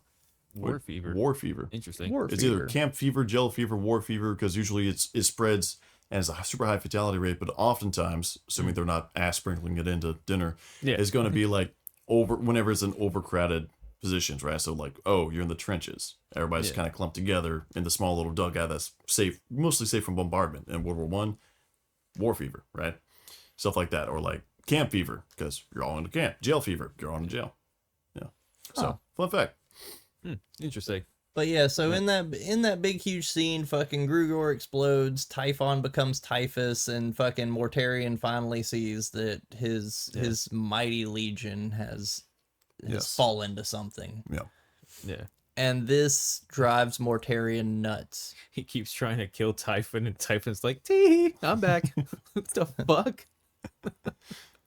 But then there's, I really don't want. There's so much dramatics in the scene. I don't know. We if you can't can, do it justice. Can you find the scene? Probably somewhere. Yeah. If probably. you can find the audio clip, we'll get your phone out Oh god. and we'll timestamp. I swear we'll get used to this eventually. Yeah, we'll Okay, figure out a so, system for yeah. this. We're at 1:45:30. That's and okay, You may 'cause- have to go back a little bit. That's all good. Oh, we're at 2 hours and we're already at Siege of Terra. They got a thicker 40K. We got the entirety of Plague War. Yeah. Right, from their point of view. So we're good. But also one of the coolest things that I personally think of was whenever he was at the wit's end. And if I remember correctly, he like goes into the airlock and stares directly into the void, right? And then you sort of see like actually the face of Nurgle kind of appear and just fucking like laugh. It was either like laugh at him or it was like he did some shit. But it was a wild thing to think like the Primarch at his wits end, his emotional lowest, going and finally just staring deep into the void and seeing actual like demonic gods sort of look back at him. But see, that's what I like about that. That's the main thing I like about that fucking scene is you see the Nurgle is fucking genius the way he does it, because not only is Mortarion racked with all these diseases, his fucking body is trying to constantly fight off, which Primarch, so Nurgle's having to throw even more than he was at the Space Marines at him. And the whole time he's Mortarion, and so he's holding on for everything he has. But while this is going on, Nurgle is literally using the scene of the Emperor standing before him on Barbarous with Nakare's dead corpse in front of him, going through the exact same speech, but it keeps but Mortarion gets to the point where he can't fabricate what's reality and what's hallucinations and fiction, to the point of where he goes back into himself and he says the final words, I will bow, I will serve you forever, I will give my life to you. And Nurgle finally has him. He has his demon prince, and that's where Mortarion splits the wings and fucking grows into the demon prince. Yeah. Oh, yes. Dope. Bro, if you haven't read Buried Dagger, that's like the dopest scene at the end of the book. I've read like synopses and shit for stuff that I haven't read for the it's worth the read. Podcast it's worth the read. And at the end of the book, a tear in the warp opens right outside of segment, right out of what is it? It was right out of by Saturn. Yeah, right by Saturn, and it's nothing but rusted ships led by a grim figure who says no words. He just points. Yes. And the Siege of Terra begins. This is where the appeal for Death Guard comes in, man. And I oh god, the artwork for Death Guard I'm gonna have so much fun editing for this part because the artwork is so good. It's the like the Grim Reaper, the death, especially with like the green, the fucking. I'm not a big fan of the sickly green, the all green armor. That's fair. Whenever I paint my, which I mean, you've seen my Death Guard. I do my Death Guard in the old liver, in the old fucking creamy white and fucking green and everything. Really? You don't like the green? I just don't like the green. I think the green is like a really good aesthetic with the whole thing. I would much rather have my Death Guard look like normal Death Guard and have them all bloated and I just feel like all the corruption and the fucking rot and everything. I feel like it pops more on. This is my favorite one, like right here. Oh yeah. Is it? Oh yeah. Whereas, but all the artwork, man. But specifically in the artwork, you could see a lot more like the cosmic horror come through, and then. I like that a lot better than the models. I have a Death Guard army. It's a small one. But the models, first of all, bitch to fucking paint. Fucking hate it. God fucking... I did an entire army for fucking the Commodore. Second of all, why do squads of fucking Plague Marines come in 5 and 10, but I can only buy them in 7? Because... no. You can play them as 7 now. Yeah. Oh, can you play them as 7 now? Yeah, GW updated it. Yeah.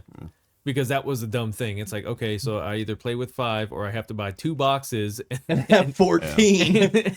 Yeah. And still be one short of a fucking squad. Yeah. But that's whenever we delve into, obviously, like you said, like a pre-Nurgle Death Guard into actual Death Guard. Now, this is one of the coolest things because, like, hey, listen, World Eaters, pre-fall, post-fall, relatively same diff. Okay, relatively same. Same. Just a little bit more crazy. Emperor's Children, crazier, still relatively same diff. They're still wearing armor. They're just a little bit fucked up, probably like more human skin. Everything else, one of them might have a tit, another one 2 dicks. So you go from the there. stuffing somewhere. Yeah, I don't know. I feel like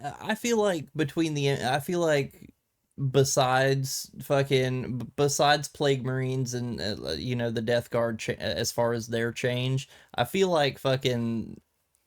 Because it talks about like a lot of the Emperor's Children, how much, I mean, they didn't change so much physically as much as they did like a lot of them with like the voice box, with like the Sonic voice box and all that. They did change a lot to the point of where it was like their armor, it wasn't just like the perfection and everything. They had turned into like basically savages, where all they wanted to do was experience fucking emotions and feelings. And it was kind of a funny thing because with all the other legions, you know, it was the road to damnation, right? Mm-hmm. And it was a very gradual thing for the most part. And now Emperor's Children will probably say went a lot faster than like T-Sons and World Eaters, stuff like that. And at the very least, like even if the admission to corruption was pretty quick, in that case, it still took it took a little bit for them to like show very overtly all the classic characteristics, stuff like that. Yeah. Death Guard was unironically like the fucking scene from like the one Disney movie, Tatiana, Louisiana, Princess and the Frog. Yeah. Oh, Yeah, all that stuff, and it was like you shook the devil's hands and all that stuff, and the fucking everybody starts singing and everything else. The hell opens. Yeah. Are you ready? Are you ready? And then suddenly, just boom! And so everybody's fucking death guarded. You know? Yeah, like I said, the just the quickness of that, how it was like, oh, Grugor exploded. All of a sudden, flies went into Typhus and filled him, and he was like, oh, I'm not Typhon anymore. I'm Typhus. And I was like, God, there's so much. God damn, that's a new pronoun. I haven't heard that before. But so we finally get to the Siege of Terra. They do a lot. The Death Guard is fucking like the main foot troop on the fucking, well, Yes. besides the World Eaters. They were one of the first on the ground. Yes. Yeah. Because in the initial waves of assaults, they basically like again fucking Angron did not like that either. No, he hated that Oh, shit. Angron was so pissed off because there was that fucking scene where they're all like hollow-lithed into the Lupercal's court or whatever, and Angron's They all actually pissed. had to turn Angron's volume all the way off. He had to turn Angron. And he's like, "Will you shut off Angron's audio feed?" And he's just like, And yeah. but like out of nowhere, nobody's seen or heard like hide nor hair of fucking Mortarion, and he's not answering any Vox communications or anything. And then all of a sudden, Mortarion pops up whenever Angron's like, "Yes, I'm gonna be the first one on the ground," and he's like, "Actually, I'm gonna be the first one on the ground. I promised Horus that I would be." So Yeah. And it worked really well because he kept, and this will go into 40K, where basically, hey, he got corrupted. EC went into hedonistic delight. World Eaters, you can't really contain them. Fucking T-Sons always had like some crazy fucking plans and everything else, the magic they want to do on their own shit. Death Guard are relatively team players, not gonna lie. yeah, they were They were, relatively yeah. they were pretty much still on the same page. Yeah. Like they were like, "All right, then we know what we need to do. Let's do this." Yeah, up until the events of Warhawk, and I'm sure we'll get. I want to say one thing before we get to Warhawk, and that whenever that happens, and then they kind of like fuck off. But that's lack of leadership, right? But one of the big things that we noticed during Siege of Terra is, first off, they're boots on the ground. That's what they are. Okay, they are trench fighters. They are shock troops in the sense of you can't stop them. They're a slow encroaching cancer. Any shots that would normally take down a Space Marine, fucking Death Guard need like 2 of them, right? So in a way, they are fulfilling the entire task of dirty deeds done cheap, right? Hey, we used to deal with like the fucking biohazard fucking nuclear waste battlefields, and we do it now, but it's because we eat the nuclear waste, because, I don't know. Oh boy, cancer. Let's go. Oh boy, more sick. Oh boy.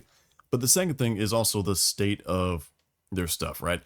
So while everybody else was kind of dealing with their new urges, either to fight, pleasure, scheme, I guess, with T-Sons, Death Guard were actually getting used to their new bodies. Reminder, mentally, they usually hadn't changed yet.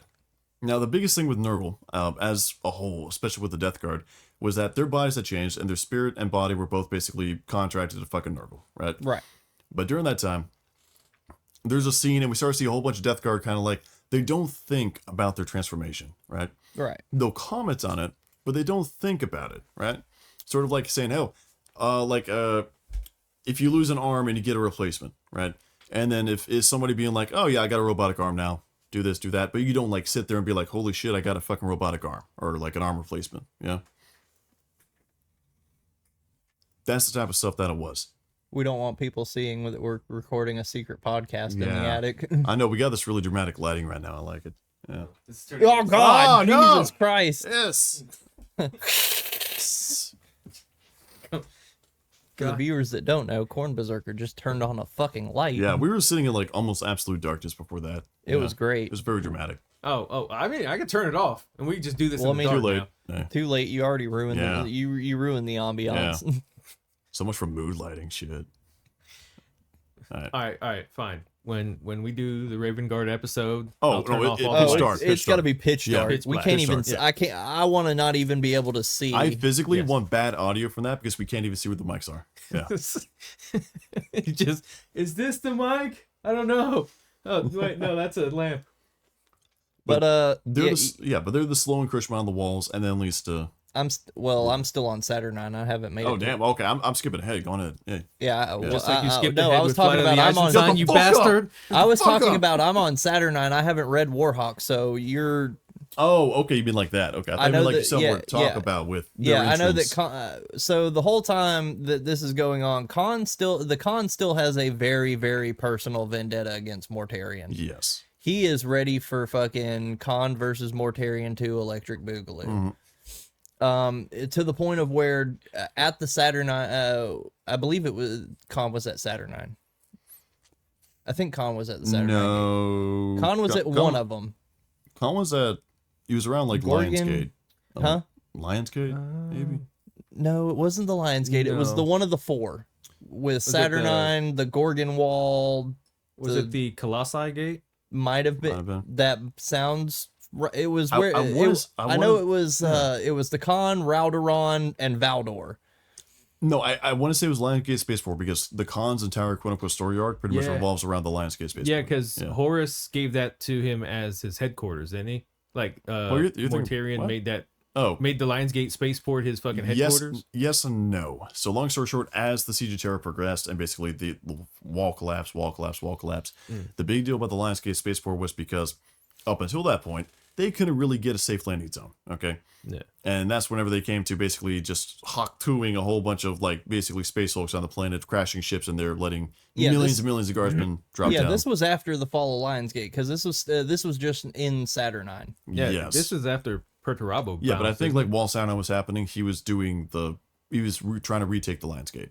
It might have been, but it was him, Rauderon, and fucking Valdor, and him, Rauderon, and Valdor were going off. Were like, they had a big they had the big plan because they started walking, and they start walking down the battlefield towards the Death Guard, and they're Rauderon and fucking Valdor are looking at him, and they're like, what the fuck are we doing? Why are we just walking? And he's like, that's the best part. He was like, the best part about a charge, he was like, is when the charge meets head on. He was like, and the charge hits something that's standing still. He was like, if you walk forward but not charge, he was like, you're not expending energy like they are, but you're also meeting them in a clash of blades, not meeting them standing still. Yeah, fair.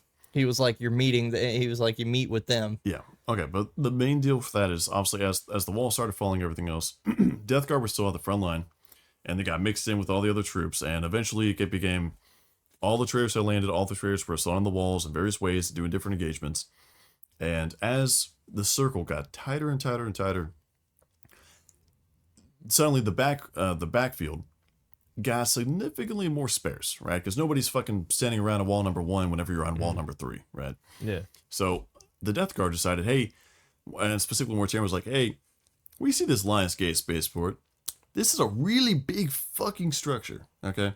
Because reminder, this is a structure that was literally a giant elevator that went up into the stratosphere to reshop, to fix up and resupply major ships, right? Yeah. I'm like, hey, if we're gonna make a garden, let's make it a hanging garden, right? Hanging garden of Babylon type deal.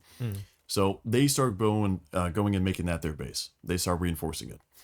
During that time, the Khan basically does this giant fucking charge with like crazy amount of fucking actual Lehman Russ tanks and Malcador tanks and all this other shit, and charges. And this leads up to basically the Death Guard desperately, very quickly trying to defend the Lionsgate Spaceport against the Khan. Because for the most part, they were not prepared for this. Everything was sealed. All the traders thought, we won. There was not a matter of if, there was a matter of when. But they're on like the last 2 walls, 1 wall, whatever the fuck it was. We are good. We outnumber them. We outsupply them. We have more time. There is no way they're fucking winning in any capacity. So he made his base, and the Death Guard kind of started like falling back from the front lines. They said, hey, we did we did our part. Why don't we start like congregating here and actually starting, because they wanted to go and basically terraform Earth or Terra, right? Yeah. After it's won, Terra's got to go to somebody. What better place for a Garden of Nurgle than Terra? So during that time, they had to defend from basically the Khan's assault. They were caught off guard by this, okay? They were still kind of taking in, quote unquote, the delights of Nurgle. They were being like, oh, look at this happy Nurgle. Yeah, they also found out about Nurglings, and that was one of the big distractions, was because we look at Nurglings, so like, man, those guys look like little fucking shits. Oh, Nurglings are in fucking Siege of Terra? Yeah, 100%. But you got one this big thing where basically you had this one doctor carrying around like a whole bunch of Nurglings. He'd be like a little pack of Nurglings. And then he would go around, they like jump on them and he'd like scratch them and hold them in his arms. He'd like pet their necks, stuff like that. And they would like coo. And like, this is in the book. Yeah, it's in the book, yeah. Which book? Warhawk. Oh, I Yeah. can't wait. And all this stuff. And they were actually like, it was a funny conversation like in the Lionsgate Spaceport when like two of the people were like, hey, look at this Nurgling. This is so cute. It's like they're talking about dogs, right? Mm-hmm. And oh, he's so adorable, everything else. And then suddenly they're like, what's in the distance? Is there like a dust storm or like, hey, Jared, get the binoculars. Holy fucking shit. And they just see those thousands of fucking White Scars vehicles, tanks, everything else like running. A fucking like, Does anybody hear fucking jet Throat? speed and jet bikes? yeah, it was unironically like a fucking, I don't know, like a, Jet bikes and throat singing. yeah, pretty much. It was unironically like a fucking 30-mile dash. Just like pedal to the metal, every single fucking vehicle just fucking towards Lionsgate. Death Guard responded too slowly. They got outside the gate. Horrific atrocities on both sides. And then finally, the Khan confronts Mortarion, and they fight. Now, after words are exchanged and blades and wounds are dealt, eventually the outcome is decided. You stink, and I smelled you at Ulanor. Yeah, pretty much. And what ends up happening is that, Oh god. I don't know, the White Scars win, but only because basically, But at what cost? yeah, but at what cost? Because Mortarion basically had the Khan dead to rights, and the Khan pulled basically a last minute fuck you and ended up killing Mortarion. But how? How do you do that, step bro? I think it was a sword in the face. I'm not gonna lie. Oh, I gotta be honest. I kind of forget off the top of my head. But it was probably a sword to the face. I know somehow or another he ends up banishing him to the warp. yeah. Yeah. So Mortarion stabs the shit out of the Khan with his scythe. Yeah. And the Khan, being the baller that he is, pulls himself along the blade to get close enough to Mortarion and then fucking decapitates Mortarion right That's such there. a con move. I love that. Yeah, fucking baller ass No move. step It's like, holy backward. shit. Yes. Now, reminder, the Lionsgate Spaceport is a very fucking big place, right? During that time, as soon as Mortarion goes away, Death Guard freaked the fuck out. For two reasons. First of all, their connection to their Primarch is lost. Okay? Yeah. That's felt even more so because it's a spiritual connection now because they're all connected by the warp, right? The second thing is the illusion that's placed over them by Nurgle kind of fades. And they freak the fuck out. So people, like, jokingly before, like the one guy of somebody who was like petting the Nurgling, all that stuff. All of a sudden sees a Nurgling. No, he sees a Nurgling, he gets fucking horrified. He downright becomes fucking horrified. He's like, holy fucking shit, what the fuck is this? Oh, I can't And then he looks at himself and he's like, oh my god, what am I? Like he suddenly starts feeling like I'm so fat I can barely move. This feels fucking awful. What am I doing this? My arms like slowly getting diseased and turning black. Like this, he fully appreciates the horror of what's happening. And until finally, basically the shockwave from Mortarion being killed kind of dissipates. And everybody is almost like they're medically drugged. They're on like Nurgle Xanax, right? Yeah. And as soon as that kicks in, they start going back to being like, oh, Nurglings are cute and all this stuff. But in the meantime, a lot of the people who have not like fully given themselves over, they suffer. Oh shit. Yeah, they say that, oh shit, and they realize what the fuck happened to them. Which is interesting for a reason we'll come into with 40k. I'm not going to dwell too long on that, but the point is, Nurgle gives you gifts, and they're all very disgusting gifts. But if that veil ever drops for whatever reason, and they realize, holy shit, look at what the fuck I am, universally, everybody becomes fucking horrified. So, yeah, Nurgle's a great god, he's a grandfather, he's generous with his gifts, everything else. He's the most benevolent chaos god, though. He has Arguably. demons that are puppies. oh my goodness, they're a puppy, and then you take down the veil, you're like, holy, that's literally a fucking giant ass fucking beast with maws that's chewing at somebody and fucking killing themselves. But wait, Korn has puppies too. They're called flesh hounds, but still. Yeah, and you know what? If I They're look at cute. shark and the shark's going around and fucking making a fucking sausage, But they're nice and they just want to play. you can say the exact same fucking thing about sharks. You can say the exact same fucking thing. I'm just saying, oh, the pit bull just want to play with the little baby. Look how cute he is, dragging the corpse across the hallway. turns him into a big fly. Aww. Here's the with the beast of Nurgle, that's not wrong. They are like puppies in the sense of like that's their attitude towards other things. They're still horrifying. Don't get that wrong. They're fucking horrifying. They are Fucking hug beasts. slugs. They're not called dogs in Nurgle. They're not called cuddly puppies in Nurgle. They're called the fucking beasts of Nurgle, right? And the same way with him being the most generous god, everything else. It is a horrifying aspect to be a follower or corrupted by Nurgle. Okay? And only if you are deluded enough by basically embracing it and by saying, oh, please, Papa Nurgle, please enter and mind rape me. I appreciate it. Will you actually enjoy it? Okay? You got to sip the Kool-Aid. If you don't sip the Kool-Aid and you drink the Kool-Aid, you're like, I'm fucking dying. Yeah, but that's Yeah. done by force, though. Like you were basically forced to embrace it for it to not hurt anymore. Yeah. That's like the ultimate Stockholm syndrome at that point. Yeah, I was going to say, a loving person does not kidnap somebody and it says, if you turn away, you're also going to fucking die. I've literally, like, sealed the fucking room. And if you end up not loving me, I flood with toxic gas. But if you live in my little box, I'll give you the cure to the toxic gas. That's not love. Well, it's not really the cure to the toxic gas. I'll make the toxic gas not hurt so Well, much. exactly, yeah. Yeah. Well, I mean, yeah. and to also add to your point too, let's just call her his wife. What he does Isha. to her. Yeah. Oh yeah, where Nurgle kidnaps the goddess of life. Yeah. Well, exactly, yeah. Where it's like, hey, it's love. Yeah, it's love like Stockholm Syndrome is love. Like you fucking Yeah. said. That's exactly on point. You don't put a little person in a tiny fucking room full of Zyklon B and you give him a gas mask and say, I love you, so here's a gas mask. If you loved him, you would put him in a room full of fucking Zyklon B. Or if you wanted to call her your wife, you wouldn't feed her plagues. You and wouldn't see- literally kidnap somebody and hold her against your will. That's how you end up on NCIS. That is Holy not shit. a it's not a Nurgle loving is the thing to god of do. domestic violence. Nurgle, yeah. And don't get me wrong, like he is only loving from the Stockholm Syndrome fucking Death Guard Nurgle follower point of view. You think Any fucking- other point of view, he is fucking terrifying. thinking- And non-consensual. He does not believe in consent. You thinking Inquisitor Hansen has showed up at Nurgle? Excuse me, sir. Can you tell me what Probably. you're doing here No. with? Before he gets non-consensually turned into a plague bearer? Yeah. Excuse me, sir. Can you tell me what you're doing here with the bucket of syphilis and these condoms with this woman? Oh god. No. Inquisitor Hansen is really busy with Slanesh right now. But that's just the big point I want to go across with Death Guard, okay?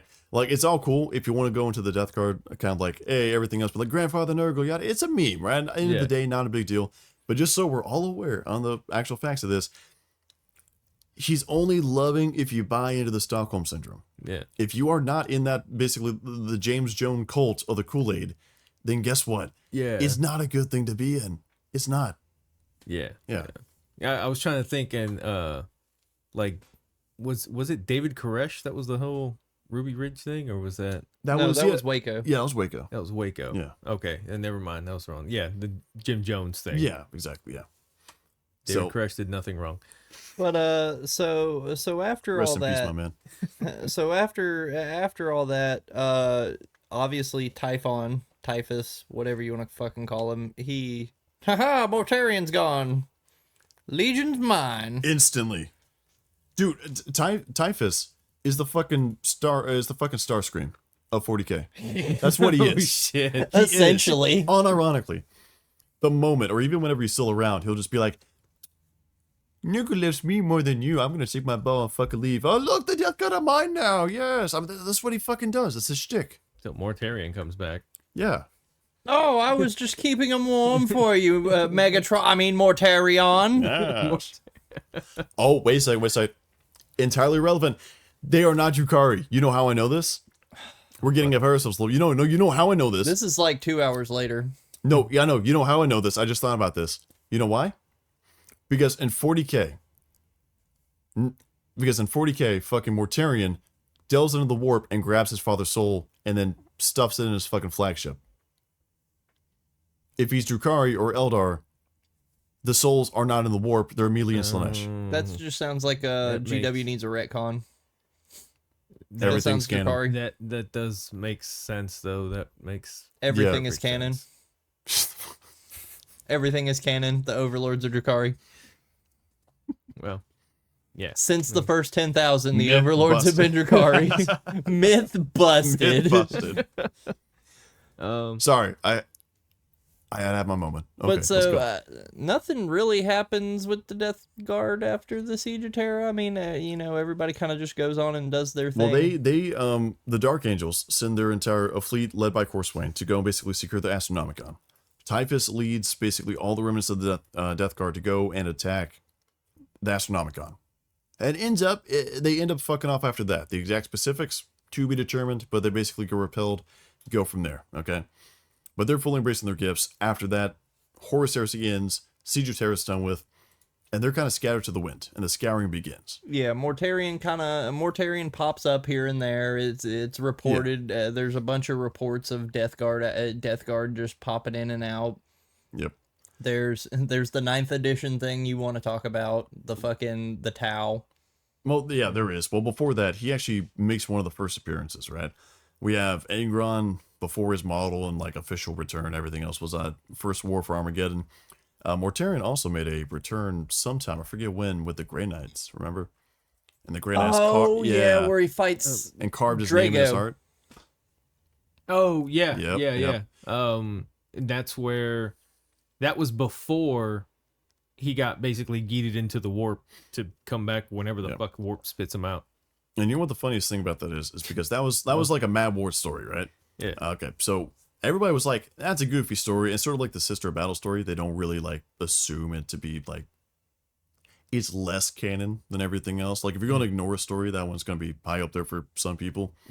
When we get to Plague Wars, Mortarion actually goes and talks about how he still feels his name engraved on his heart. I read because super canon now. it was super who was canon. it? It was the original like Grandmaster of the original Grandmaster of the Grey Knights or whatever before Drago became.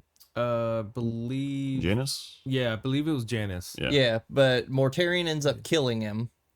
And then fucking Drago finds him and fucking he ends up that's because he writes fucking Janus's name on his heart, and that's when he finds. No, I thought he wrote his name on his heart. Yeah, he wrote. I think it was Janus's. No, he wrote his name. Yeah, it was his name. It was he basically wrote Big D was here and fucking. Yeah, because didn't Drago find Mortarion's like true name, and that was how he banished him. Yeah, because as a Grey Knight, they are trained to learn like over 300 different freaking names of demons, and Drago is the only one who knows like 9,999 fucking names of different demons, like true names of demons or some shit like that. He's the only one who knows that fucking many, like the most. Probably knows all the like Primarch names. Yeah, probably. Yeah, the most that I think the next highest is maybe like 300. There's a person who knows like 300 demon names. That's fucking ridiculous. Yeah. Yeah. But so after that, all I have is Plague Wars. So a few things to note. That's realistically going to be the biggest thing, but let's talk about like the group organization of Death Guard after Horus Heresy real quick. What's that? You want to talk about fucking warbands?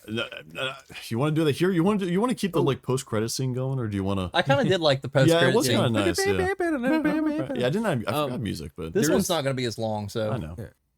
Anyways, but I have to read up. going on after again. that. read the Buried Dagger. It is a good book. Well, fair. So I'll skip all the other books like Skepro did and just go. Yeah, there's no order, there's no Stepbro's order. already Hey, proven there's that no you don't Reddit have to reading read order. the Have you seen books. that? Listen, we're gonna call you Skip Bro. Skip, bro. Yes. God damn it. Okay. So going on for that. So in the wake of the Horus Heresy and after the scouring, I'm changing your name in the fucking chat. I'm not changing it to Skip Bro.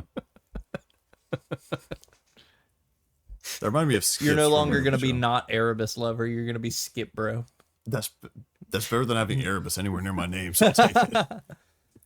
Skipper of books. But past the Horus Heresy and the scouring, which was when the Loyalists took basically vengeance upon the traitors, everything else, Gilliman gets his next slice. Yeah, it goes on for some time. the Death Guard, with all the other traders, retreat to the Eye of Terror. But they do something over the next 10,000 years that the other traders do not accomplish, and that's they don't only survive. They actually thrive. grow. They thrive. Okay? It gets to the point where in modern 40K, they have more Space Marines and more logistics. They are a bigger entity than at any point during the Great Crusade, 30K, Horus Heresy, anything else. They are now bigger than that. At this point where they now still have an entire area of space in modern 40K called the Scourge Stars. The Scourge Stars is literally the Death Guard's worlds that they've claimed and reaped. Oh shit. Yeah. So they are by far like one of the biggest threats currently to face the Imperium. Now, in chronological order, we got, of course, the Grand Ass story, right? We've already covered that. Right. After that, aside, again, picking the highlights here, one of the big things I do want to talk about is, oh no, that's after Plague War. God damn it. So the next big thing is going to be Plague War. So at this point, Mortarion learns that, hey, my brother came back. Similar to a lot of other demon primarchs during that time, after Horus Heresy, he turned his attention to the Warp and the Immaterium, right? For every time there's a battle inside, like, oh, Chaos versus humans, or Chaos versus Imperium, yada, yada, yada, you have the gods are mainly focused on battling each other, okay? That's also something I think is overlooked a lot. Hey, the majority of all the forces, like Khorne, Zane, Nurgle, the vast majority of their forces are spent fighting each other, not fighting anybody in the Materium. Which is kind of horrifying when you think about it. Just saying. Yeah. But then again, it's also kind of pointless if you think about it, because a lot of them, I mean, you're killing other traders and shit, right? Yeah, but at the same time, it's for the hierarchy, right? Yeah, for the hierarchy. But I'm saying, like, wouldn't they just be like regenerated? Yes and no. So, I mean, they are regenerated. The reminder is due to power. So, like, let's say they're fighting over a piece of warp space. Okay, like something in the warp, and it's a territory that they're kind of like fighting in. If hypothetically they take that, the demons themselves that they kill are they're going to come back, right? Yeah. But that being said, you also shrink the realm of one of the other gods, and if that happens, they got less basically resources to pull on, right? Oh, and same deal. If a Nurgle warband kills a Slaanesh warband, that's that much less Slaanesh worship to go and power Slaanesh. You know? Okay, I get what you're saying. Yeah, so they're not really losing people; they're just losing territory. Yeah, which in turn can affect losing people, right? Okay. Yeah, but long story short, Plague Wars happened. He learns that, hey, Gilman came back, and they have the Scourge Stars, and that's when they make the Scourge Stars. They say, hey, we're going to do this as a launch point to basically invade Macragge. It's relatively near Ultima Segmentum, and they start invading Macragge. At this point, Gilman's been resurrected. He went to Terra. He started the Indominus Crusade, and at the end of the Indominus Crusade, he fights the Plague Wars. Fun fact: this guy retconned used to be. He was like, first thing he did during the Indominus Crusade was fight the Plague Wars. It was kind of like halfway in the middle, everything else. Yeah. Now it was at the end, which is kind of funny. Which means that even right now, it's weird how that fucking works, and it's really confusing as to the retcon and why they did that. And by the way, that was an actual retcon, as compared to just saying it's always been canon. So, did they usually when they retcon something, it's for continuity sake or to make things more clearer or something like that. So I'm trying to figure out if there was something in the story that like timeline that didn't add up with the Plague Wars. That's why they're like, fuck it, or maybe it's contradicting with what's going on in the Plague War. What I think they did was because the Blood Angels were fighting the devastation of Baal, like with the Tyranids, technically before the 13th Black, or like while the 13th Black Crusade was going on, in that big moment when the hive mind got kind of snapped because the Cicatrix Maledictum opened. Yeah. So essentially happened at there. The problem is that after the battle ends, Gilliman shows up and he's got the Primaris reinforcements, everything else. Yeah. So instead of having Gilliman, because reminder that the timeline still makes no sense. So that would make a little bit more sense, because if Gilliman's showing up at the devastation of Baal, then how is he fighting the Plague Wars at the same time? So pretty much, yeah. And also fighting the Indominus Crusade at the same time. But then also the Maledictum happens at the same time, so it's kind of weird. I guess they did that. Gilliman. Yeah, they did that. Even in canon, he's fucking everywhere. Oh. See, people, and this is how a retcon is actually used. Yeah. I can imagine him just on his ship, just kill him. Well, the funniest shit they Kill did. him, man. The funniest shit they did for that, because they initially with 8th edition they launched out like the start of the Plague Wars trilogy, and before the last book they did the retcon because they Yeah. realized, oh, we fucked up our timeline really fucking bad. Yeah. They actually reprinted the first books with like actual contextual errors fixed, and it's kind of funny to think about. So if you're in 8th edition, you bought that first book, Plague War, and you're just like, oh boy, let's read this, and then suddenly like less than 2 years later, like, hey, we fucked some shit up. We're gonna print that the correct version, the version you got. Pretend that doesn't exist.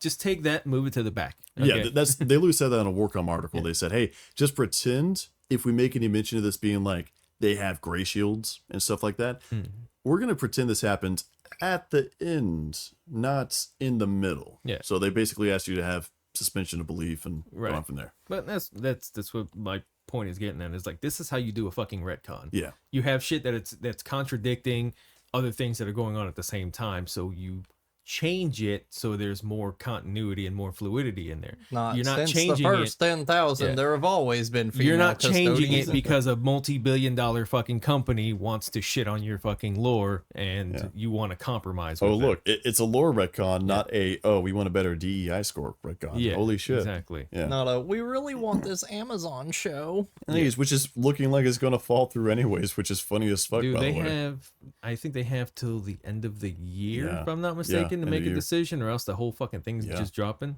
It's like, you know what? Just drop it. I want to know Yeah, what's been just- going on behind the scenes if it's taking this long, because that means they haven't even confirmed the fucking Dude, deal. fucking Henry Cavill. He's the one fighting the good fucking fight right now. I wonder if the we're getting too distracted. Anyways, we got to fucking finish this up. Okay. Yeah. Yeah, we're almost there. We're almost done. Okay, at but long story the short, war Plague bands, Wars. right? The entire idea behind the Plague Wars was there was no great strategic asset, and this is one of the big things, and even Fuck explicitly Gilliman, mentioned that in the was last the book. strategic asset. Yeah, the strategic asset was fuck Gilliman, and also Boogaloo Time boys, fucking get going. Okay, and this is where we started to see something, especially in the Death Guard ranks, because they have a lot more new recruits that they recruit. They find an adult, they give them fucking Nurgle gene seed, and they just say, "Ooh, I'll rise my new Death Guard," and they fucking pop up, right? So they have a lot more new recruits than like, let's say, Better than what the Iron Warriors were doing. yeah, but they have they have a lot more new recruits than like Iron Warriors, Night Lords, anybody else. But as such, the difference, quote unquote, in skill between like the new guys and the like the veteran, I was there Well, for the Siege of Terra. I mean, you Yada, got to yada. think about it. When you have when you have quite literally the god of life and death fucking controlling your gene seed, your attrition rates are going down Exactly. excruciatingly. Yeah, and that's one of the things that's kind of mentioned. Like, hey, you get new recruits from like captured people who are like not warp corrupted, but at the same time, even when they got warp corrupted guys, like warp corrupted humans living on their own planets, usually they're actually still okay to be implanted with gene seed. Like, it's okay. Because hey, guess what? You got like the Nurgle skip the biological degradation pass because it's Nurgle. So fun fact on that. But going on from there, he attacks Gilliman for that entire sole reason of I fucking hate that goddamn blueberry smear across the galaxy. Okay, that was the one end goal of this, saying I don't like Gilliman, I don't like his empire, total Gilliman death. Okay, that's what he was going for. But Total blueberry death. total blueberry death. But Louis just started fucking beating that. He was taking world after world after world. And I don't want to get too far into the fucking trenches with this, okay? Because it's an entire trilogy, yada, yada, yada. But long story short, it ends up with the Death Guard are doing a really good job, and it looks like they're basically winning. There's a little bit of give, back and forth. But by the end of it, Gilliman wins a major victory and then finally decides, and basically both sides set up kind of like a final battle, saying, hey, instead of doing this back and forth, let's fucking go and do this. But the Death Guard made substantial gains in the realm of Ultramar. And finally, those two come to basically blows. And I won't go and redo this here because we also had that little video segment with Gilliman, so I'm not going to repost it here. But he has this great talk with Gilliman at the end when he's fighting him. And he's saying, hey, he's basically saying, you are the true coward. I'm the enlightened one, right? And the entire thing's cope. Realistically, the entire fucking thing's cope. Because at the end of the day, they were making with Kugath Plaguefather, the Greater Demon of Nurgle, which great origin story, by the way. So, actually, do you know the origin of... Mm-mm. Okay. So, Kugath was a Nurgling who Nurgle was brewing like a special potion or like a special Oh yeah, that one, yeah, this guy. Okay, and he fell into the cauldron and he ruined it. But because he ingested all the poison and everything else, he became a great and clean one.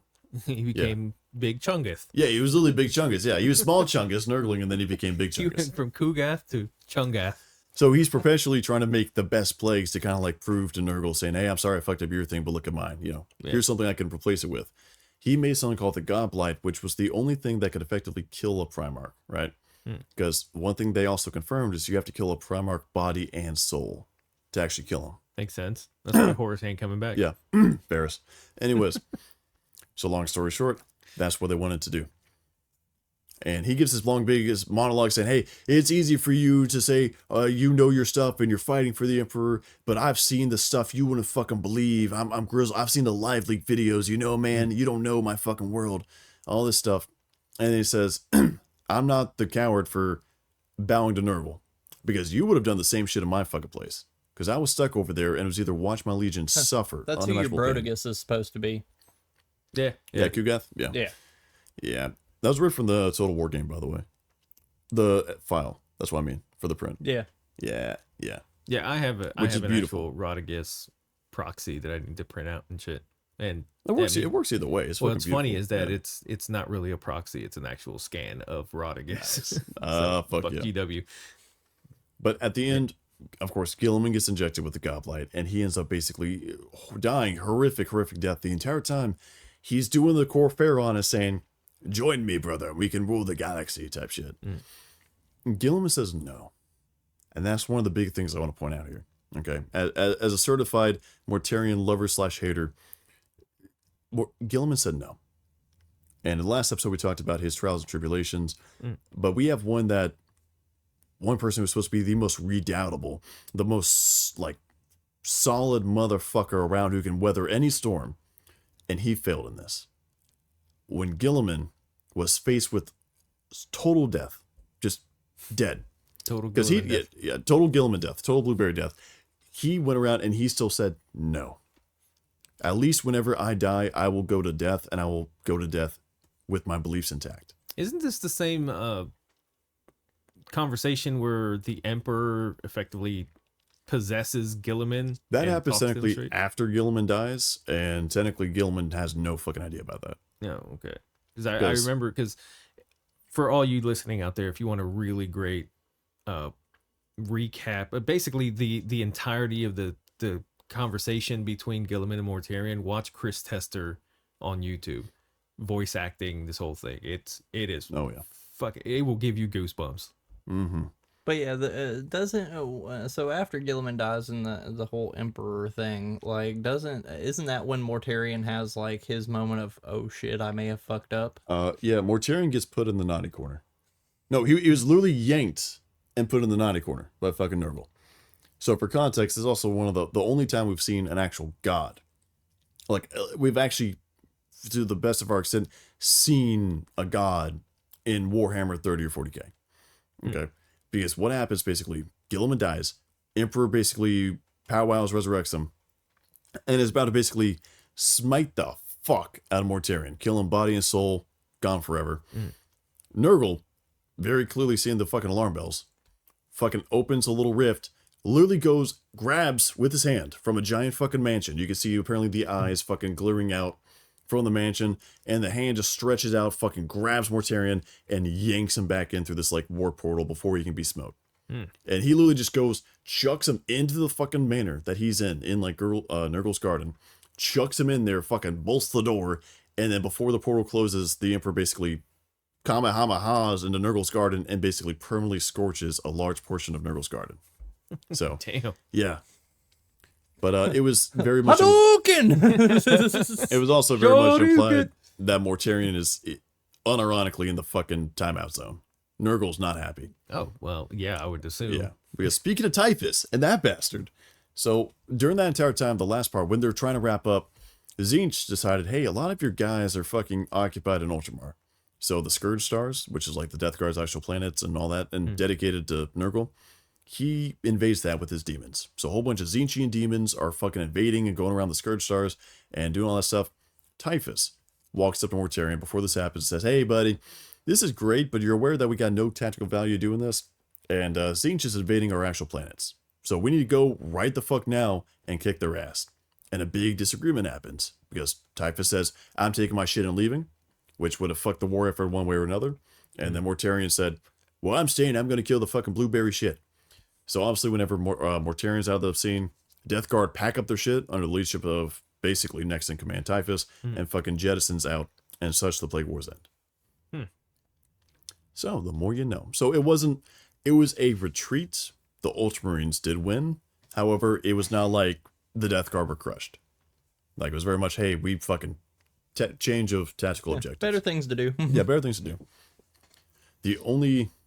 That was a big deal. You guys got anything about Plague Wars or anything you want to ask? Or anything No, else? I have not read the Plague Wars, just like the basic synopsis and Yeah, the part Plague where War. Nurgle I'm fucks not with. gonna lie, all that stuff, Gilly Man. Indominus Crusade and all that, that'll probably come after Siege of Terra. I was gonna say most of the Indominus Crusade, like the Dawn of Fire books, I've heard kind of like, they're, if you want to, you got nothing else to read, don't really want to do anything, they're fine.